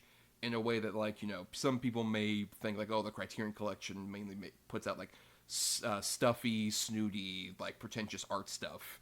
And it's like, this movie is incredibly artful and incredibly beautifully composed, but also, I don't know, there's dumb fun shit, like, the whole restaurant's falling apart, and we just kind of gotta go with the flow with it, whatever, it's fine. And yeah, I think that's what's made it kind of, like, last in a really interesting way. It definitely makes me want to see the other Tati things. Really, I didn't mention this earlier, the only other Tati adjacent thing I've seen is the French animated movie The Illusionist, which was based on one of his unproduced screenplays. From the same people that made, like, really? Triplets of Belleville. Yeah, Huh. and it makes a lot more sense, especially, like, the main illusionist character just looks like Tati. Oh, Like, well. it's a caricature of him. Okay. Yeah, honestly. And that movie definitely feels indebted, but also, even it's weird how that movie being animated and kind of trying to do some of these similar angles of just like similar kind of set pieces, it doesn't quite work nearly as well as when like Tati's doing some of this cartoonish shit in live action, like that airplane model thing. That is so much funnier that it's like a fucking actual live model drooping down and then drooping back up. Just like insane. And that's just one small detail joke in the vast majority of this. I think it's definitely probably my favorite of the Tati movies I've seen. I want to see the other ones, obviously, because it's not a huge amount to catch up on now. Like, oh, I only got like 3 more. Sure, I can do that. But yeah, definitely great movie. I'm glad this episode introduced me to it. But now, Jacques Tati fan club number 1, Bryan. Your final thoughts on Playtime. Let me tell you about the Tatster. I mean, like, that bit of like how many small jokes there are in this movie that I like. I mean, like, one I just remembered is like they clean up the door at the restaurant that breaks with all the glass, and then they use it as ice because they think it's ice later in the Yes. Yeah. like just so many, which I didn't even notice the first time I watched this movie. Right, like there's so much going on in this. I think this is one of my favorite films of all time. I think it fills me with so much joy every time I watch it. Like, and especially I think watching it right now, as maybe there are bad things happening in the world, it leans into that. It has like a kind of satirical look at the world and how absurd just society is, and yet it finds so much beauty and so much like funny, just it has a very unique perspective on the world. And it's one of those movies where I watch it and it makes me feel just a little bit better about living in the world, even if it is absurd and ridiculous and just stupid. It just makes me so happy. This movie is just like so joyful. I laughed the entire like 2-hour runtime basically. Like there's just so many like small funny bits where like they're kind of throwaway and ridiculous, but they just make me laugh so much. And of course, just like how elaborate these sets are. This is just such a gorgeous movie. It looks unbelievable. I love just how it uses like its kind of taller aspect ratio to just show you like these huge frames of like so many people, and just using so much like even early on when he's shooting like the like downtown office area, like there's shots you get where like he's kind of playing with like the geometry, like showing the 3 individual buildings that like you know, all that stuff that I think is just absolutely stunning. And I love Hulot as a character. I just love him like bumbling around. Like I love when he gets like carried off by that group as he's trying to leave the office, where like they start like handing him a pamphlet, and then like the sea of people carries him into the elevator. And just like all the background characters in this are great. Like even the American guy who is like kind of obnoxious, but like by the end of it, when he goes to like the drugstore and he's buying everyone like espresso and whatever, like he's really like endearing, and I like really kind of just love how it is this coming together of like these various people, like even the barber character who we get a little bit of, but I love that her and like Hulot have this like small connection, and it's not romantic really, like, and you could maybe read into it that it's romantic, but I think that it's just they have a nice time. They just he meets her and he likes her, and they have a good time. They share a drink, and they like he buys her a scarf, which I think is such a sweet like little moment that he like gives he gifts it to her. And yeah, I mean, Megan mentioned just like the ending of this, which is just absolutely perfect, and like ending on those like light poles, and then the city going dark with all like the like gorgeous lighting in that scene. Yeah, I love it. It's certainly like his magnum opus, I would say, Tati, but I think the other movies are really great. Even something like Monsieur Hulot's Holiday is fun, you know, like it's quite flawed, and I agree with like all the kind of observations that Thomas made, but like there's a lot of really fun stuff in that movie, and I think Tati as an actor is really great, and as a filmmaker, like just even if like Hulot was played by like some random French guy or whatever, like I think as a director this would still cement him as like, holy shit, this is like a masterwork of like Oh my cinema. God. This guy could have just made this one movie. Yeah. And Yeah, everyone would have been like, he is one of the greatest directors we've ever had. yeah, I absolutely love it. I think it's so great. It's such a joy, and I think, yeah, it just makes me happy. It's just a movie that makes me happy. I love it so much. Yeah. Though I do want to shout out just one final gag bit.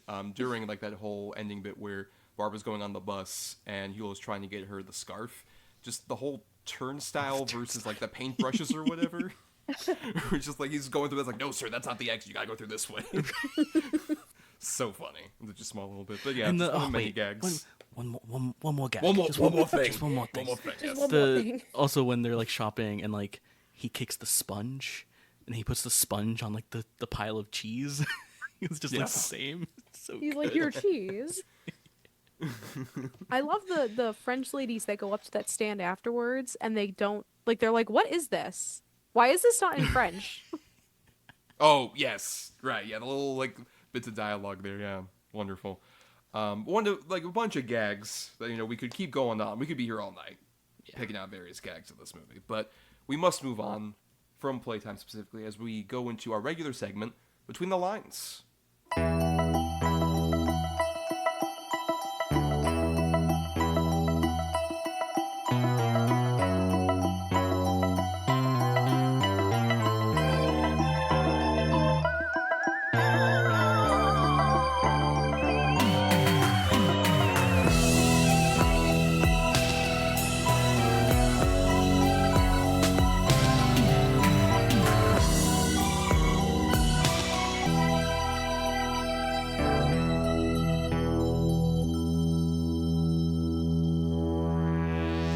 So on every episode of Cinema to the Letter, on Between the Lines, Bryan, myself, and a guest, if they're so inclined, will recommend another film that either could be an alternate choice for, like in this case, C for Classic Criterion, or could be just tangentially related to the movie we're talking about in some way.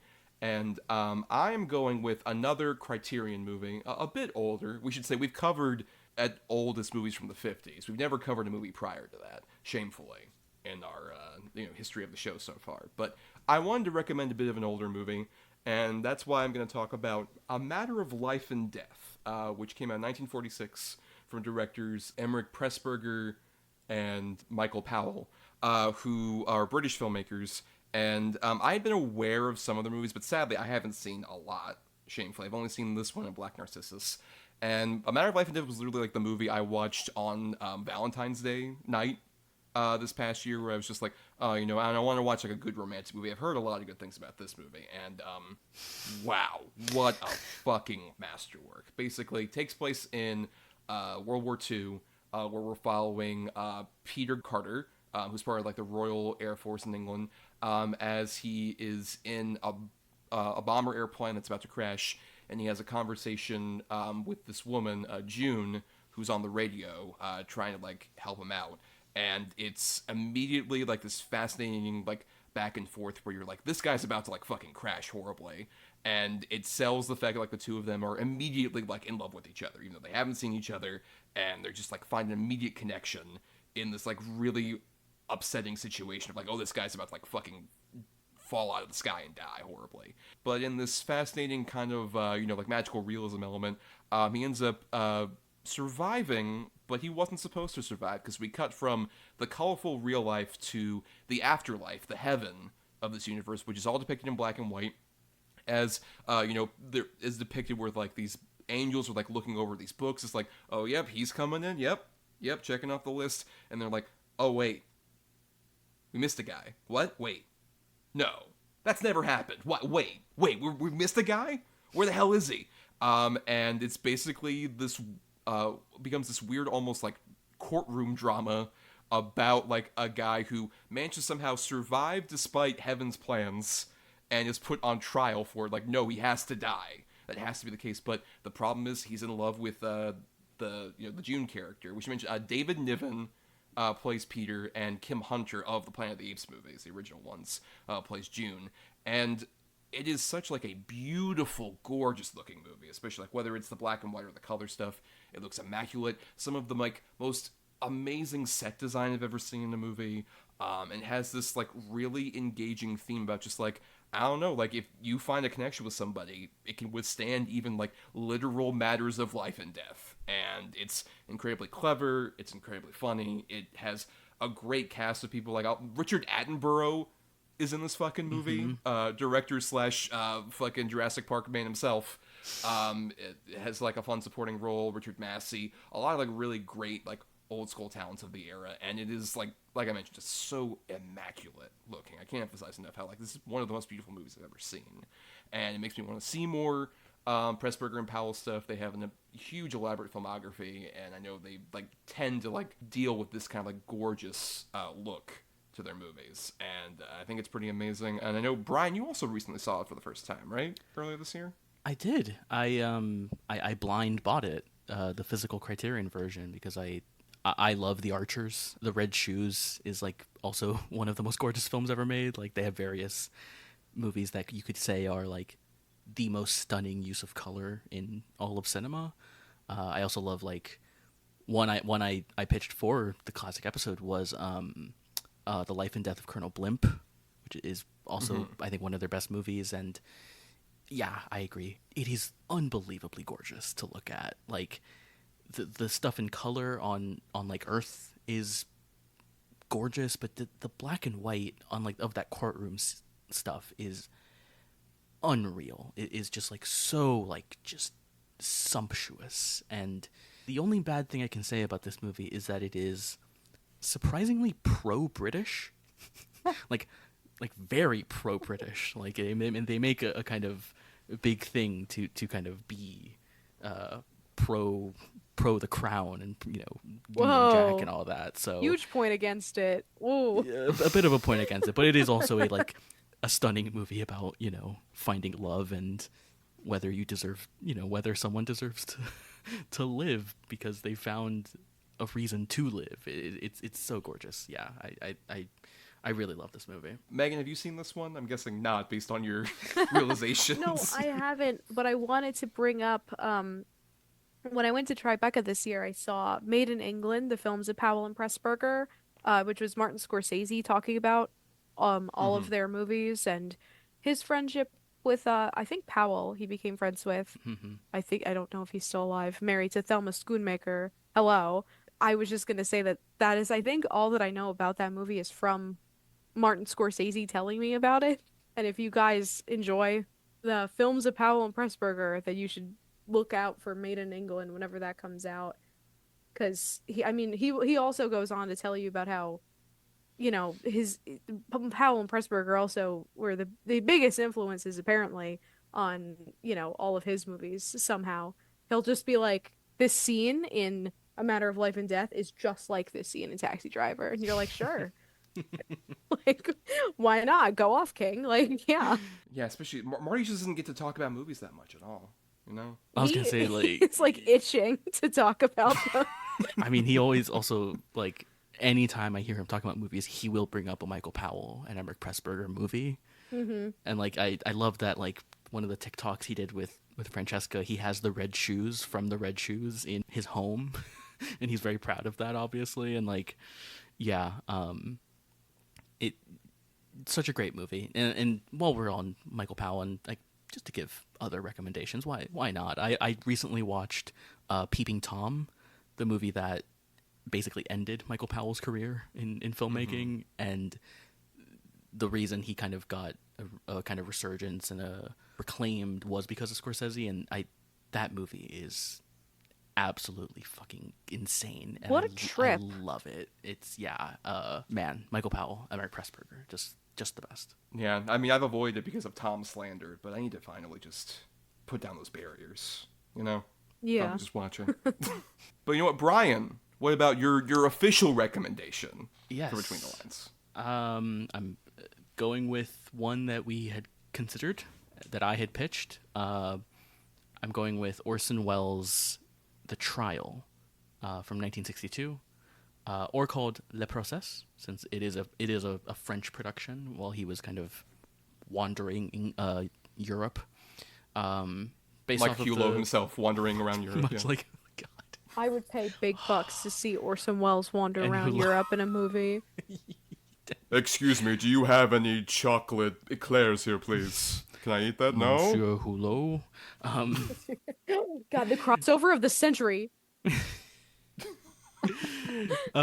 Yes, but The Trial, based off of the Franz Kafka book, of course, which, if anyone's unaware, is about Joseph K. in this movie played by Anthony Perkins, who wakes up and is put under, not arrest, but he is put under trial. He's told that he's being put under trial, but no one tells him what he's accused of or what crime he's committed, but he has to show up to these court hearings. And I love the book, The Trial. I read it like a couple years ago, and I think it's a really incredible book. And what I love that Wells does with the book is that he takes a more dreamlike quality to the book, and kind of creates this, I mean, very, there's lots of shots in this that are very like Orson Welles doing, like just the shit he did best, just incredibly elaborate and gorgeous and expressionistic, like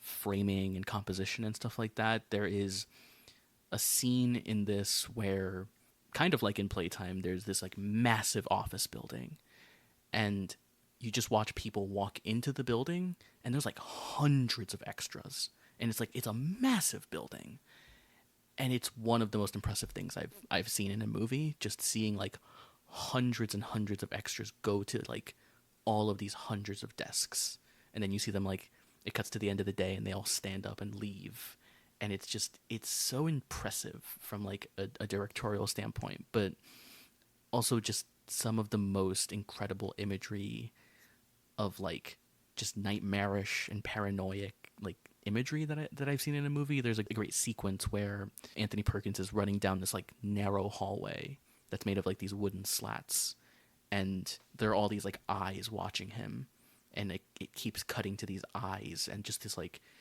it's shot in black and white, this like gorgeous, like incredible black and white, and it is just this incredibly expressionistic. It's so impressive, even though this is not kind of, I would say, one of the Orson Welles movies, that is more popular among his kind of filmography, I would say. But I really, really love this movie. It is absolutely incredible, and it just has a real, just like I said already, but like nightmarish quality to it. Oh, I love this movie. I think, it recently got like a proper Criterion release, and they've kind of done a good job of like restoring it and everything. So hopefully more people can kind of see it. But yeah, have either of you guys seen this movie? Is this an Orson Welles movie you like, or yeah, what's up? I think that this is an Orson Welles movie that I've definitely missed. I am a fan. I enjoy his work. I love that everything I've seen of his feels like, and this is true, like he wasn't super trained by the Hollywood system. He kind of weaseled his way in there just a little bit.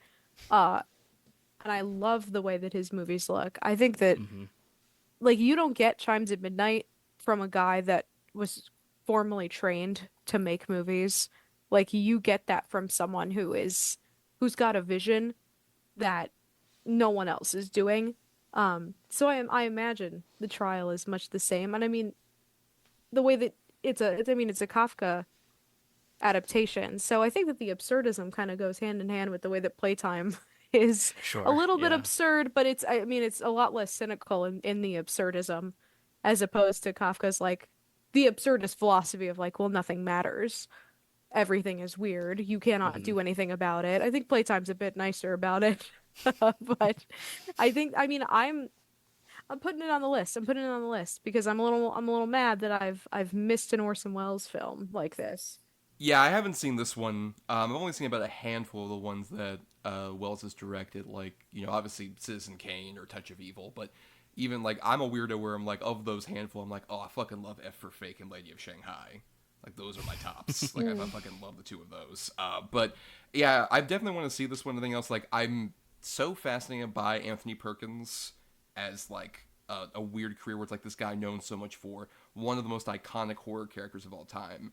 And if you look at any of the other shit he's made outside of the Psycho movies, it's like shit like this or co-writing the last what was it the Sheila one that he co-wrote with Stephen Sondheim, the weird like murder mystery with Ian McShane, shit like that. That's just like such a weird, fascinating career for that guy. But yeah, I definitely want to see this. You know, it sounds, you know, given the Kafka connection, it does sound very Kafka-esque, as it were. Yeah.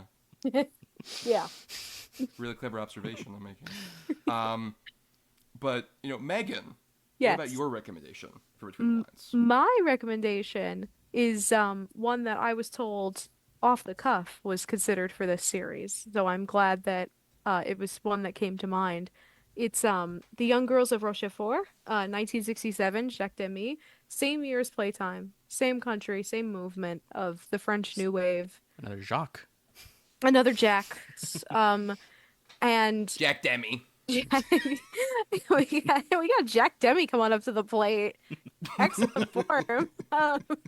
Like it is a really, really gorgeous film in a very different way than Playtime is. Where Playtime is a controlled chaos, I would say, The Young Girls of Rochefort is just completely controlled because it is a send up to Hollywood musicals. And it has a very loose story. I would say it's a little less loose than Playtime, but I adore it. Two sisters who both teach, one teaches music, one teaches dance. They're looking for love. Their mom is looking for love. There's a soldier that's looking for love. Like it's all this very simple interweaving concept where every character is coming across every other character somehow in some way. They're uncovering truths about each other that feel very soapy, but are so enjoyable. It's not a movie that I think you can describe the plot of very well. It's much like if you asked me to give you the plot synopsis of Playtime, I wouldn't have been able to do it. Uh, but this one being a musical it's got these very lush sets, the beautiful color grading. This is if Playtime is about the color gray, this is about like every color in the rainbow. It's got a lot of that Debbie flair that you'll see in like The Umbrellas of Cherbourg and in Donkey Skin.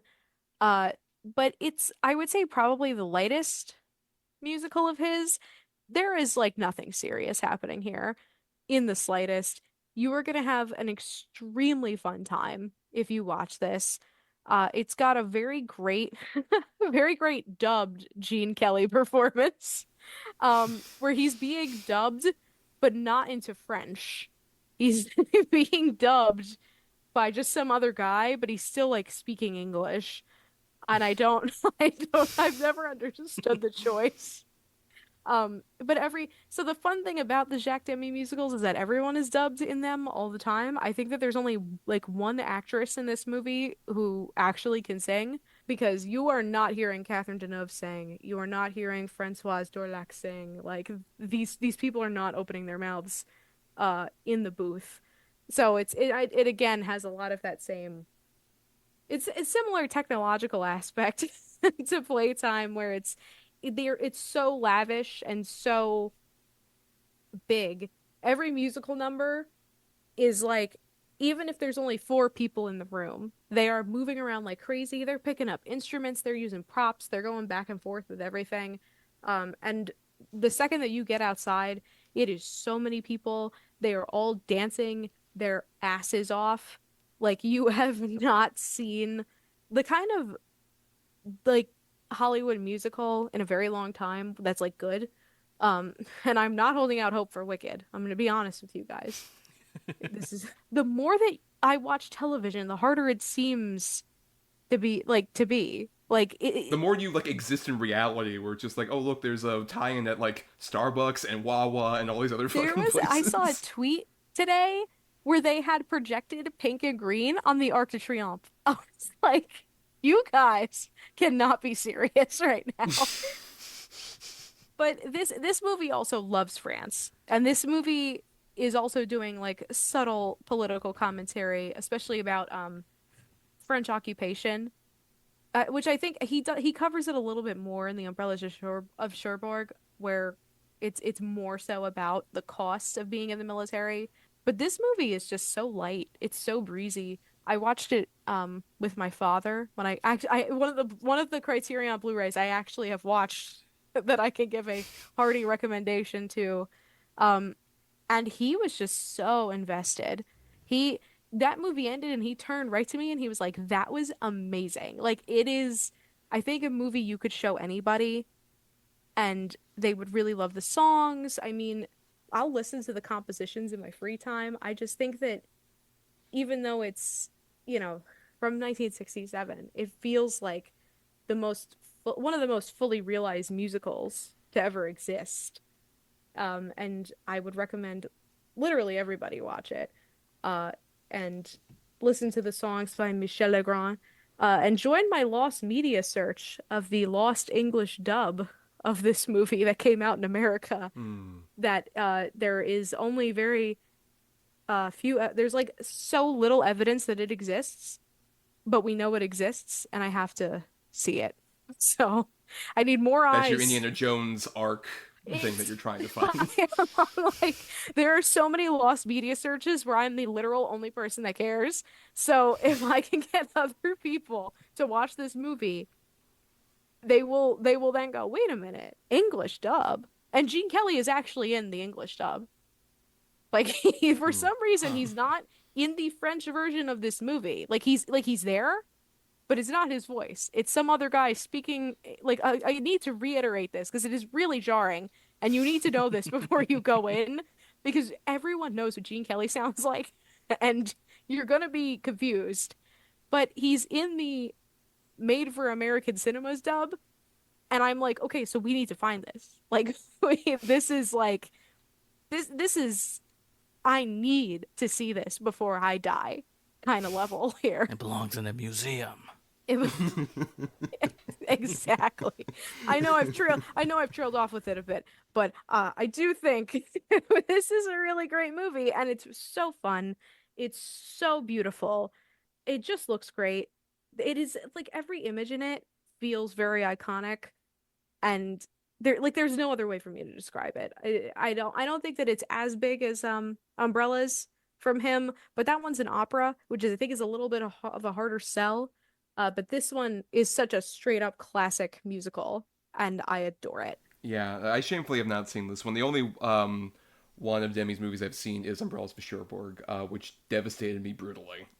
So It's a I was like, I gorgeous, don't. Oh, gorgeous movie. oh my god, wonderful. Miserable, Yeah. miserable time. Well, another one of those movies where like I bought the Criterion. I'm like, God, am I gonna watch that? And just be fucking bummed. I just need to like, do I want to put that in the fucking disc player and be beautifully bummed in the Half same way? half But my yeah, DVDs are like I'm in for a bad time, and I couldn't be happier about it. very true, very true. Yeah, but yeah, I definitely want to see this for sure. It sounds right up my alley, especially as like a person who likes musicals a lot, and considering this is a bit different from Cherbourg in that way. But Brian, have you seen this one? I haven't. No, like you, I've only seen The Umbrellas of Cherbourg, and I haven't seen it in a while. Like I think last time I saw it was like when I was in like high school. So I've been thinking of Jacques Demy for some reason. I don't know why, but I want to dive more into his filmography. Because yeah, I like you guys. I remember watching Umbrellas of Cherbourg and being absolutely devastated, but also just being like, this is such a gorgeous movie in like every single way. Yeah, I definitely want to dive more into his movies because I unfortunately like my knowledge of French cinema is like mainly tied to like a lot of the kind of like new wave guys like Godard and Truffaut mainly. So like I not as familiar with Demi or his wife, of course, Agnes Varda. I will be seeing this soon, probably, because you've sold me on it. I Oh. will probably do a double feature of this and Umbrellas of Cherbourg to really have You a fun got you time. got to start with umbrellas. Okay, You okay. got to be bummed Right, out. go down and then go up. I know a lot of people said that when they did Barbenheimer that the order to go was definitely Barbie to Oppenheimer, and I heavily disagree. I did the No. reverse, and I was Yeah. like, no, you had to be bummed the fuck out for like an hour after it ended, and then I went into Barbie and I was like, thank fucking God. Well, as is custom, we like to repeat our titles in case people want to put them on their watch lists or whatever.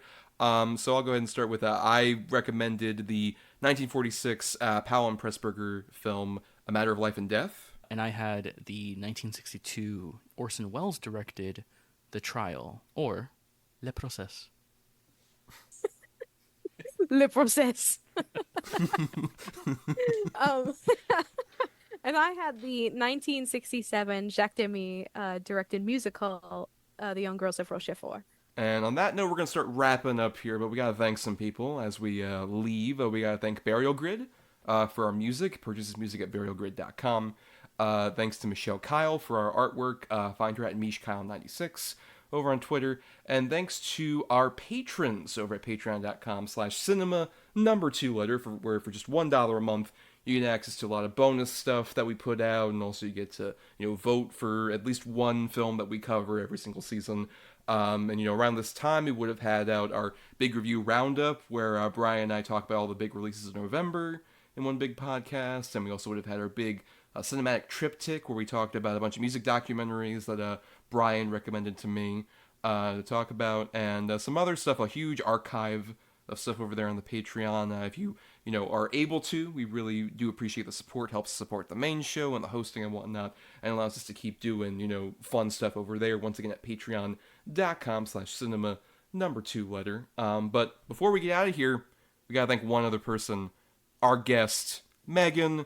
Thank you so much for being on the show. Yes, thank you. Really appreciate it. If you want to be found on the internet, where can people find you? If I want to be found, thank you for giving me the option. Right. Of you found. Well, unfortunately, I am still on Twitter. I'm trying to get on Blue Sky, but I keep forgetting.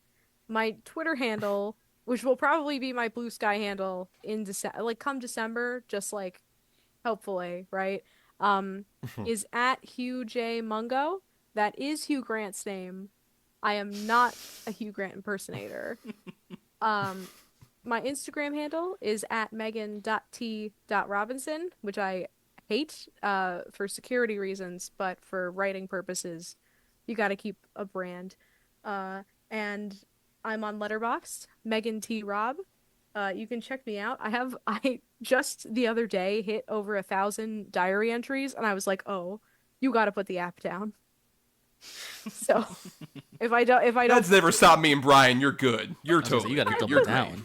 I was like, oh, over 1,300 films. That's interesting. And then I went over 1,000 diary entries. Good God, put the phone away. But No, you gotta pump that up. Those are never rookie will. numbers. Gotta keep Literally, fucking going. every year I am like, I'm hitting rookie numbers. I could watch 1,000 movies in a year, and I'd be like, these are rookie numbers. These are pure rookie numbers. Well, thank you very much for being on, Megan. Really appreciate it. And your letterbox is very fun to follow. Oh, lots of fun stuff on thank you. Thank you. there. You can follow our rinky-dink operation basically on whatever hell site that you're on. We're probably there at cinema #2letter. And you can also find me mainly on Letterboxd, logging even more stuff than Megan, so don't feel bad, because I'm way more of a mess over there over on Letterboxd, at Not The Who's Tommy. And I do also do occasionally some writing over at film-cred.com. Yes, and I'm also, unfortunately, still on Twitter. It's a curse, keeps calling me back. But you can follow me on there. Curse that you still have. Yeah. You can follow me on there if you really want, at BRYANDRADE and the number 3. Or you can follow me on Letterboxd as well, where I'm doing the same thing as Tom. I'm watching a shit ton of movies, making a bunch of lists, just going full into the insanity of using Letterboxd. But yeah, follow me on there. And for more of our antics in audio form, you can subscribe to us on Apple Podcasts or other podcasting platforms. If you're listening on Talk Film Society, why not listen to all the other great shows that are on the network, on our various sister shows. And you can also dig into the archives in our Podbean main feed for the first 7 seasons of this show and all the old double-edged double bill stuff I did with Adam. All there for you to peruse. And if nothing else, if you can't support us on the Patreon, that's cool. Money can be tight, but the free way to help us out is to rate, review, or simply share the show around to give us more visibility as we wander around Tativille, trying to find somebody to listen to our show. And just, excuse me, sir? Sir? You well, oh, no, okay.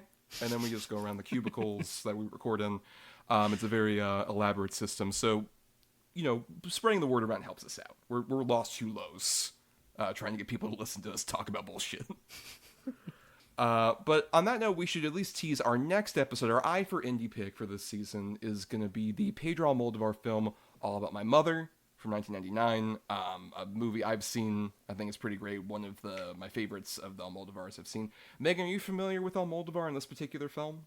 I am familiar with him. I have not been able to see All About My Mother, which I think was one of the reasons why I didn't sign up for this one.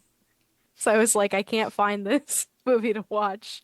And I don't know a ton about him. I love Women on the Verge of Nervous Breakdown, though. So I'm sure that this one is just as much of a hootin' and hollerin' time as, as that screwball comedy. I know, Brian, you haven't even seen any Almodovar, right? So this is you kind of dipping into the deep end. No, yeah, I'm a bad Hispanic. I have not seen any Almodovar movies. But I'm curious. I've always been curious about him. It's just he's also just one of those directors who has such a huge library of movies that he's made, where it's like I don't know. I've always found it a bit daunting to kind of like, where do I start? Do I start with like The Skin I Live In? Do I go with like Women on the Verge of a Nervous Breakdown? So like this will be good though to finally kind of to break that, because I always just love people who write about his movies. People always have really great insights into his movies and stuff like that. And so yeah, I'm very excited to finally get to watch some of his movies. Well, yes, that'll be next time. But until then, everybody, you know what? I'm going to take these two to this new restaurant that opened up. They haven't finished construction, but I think it's going to be a great meal. And you're all invited to my particular little corner where nothing's falling apart, and I'm sure you'll be able to eat through the asbestos. It'll be great. Come on, let's go. My treat.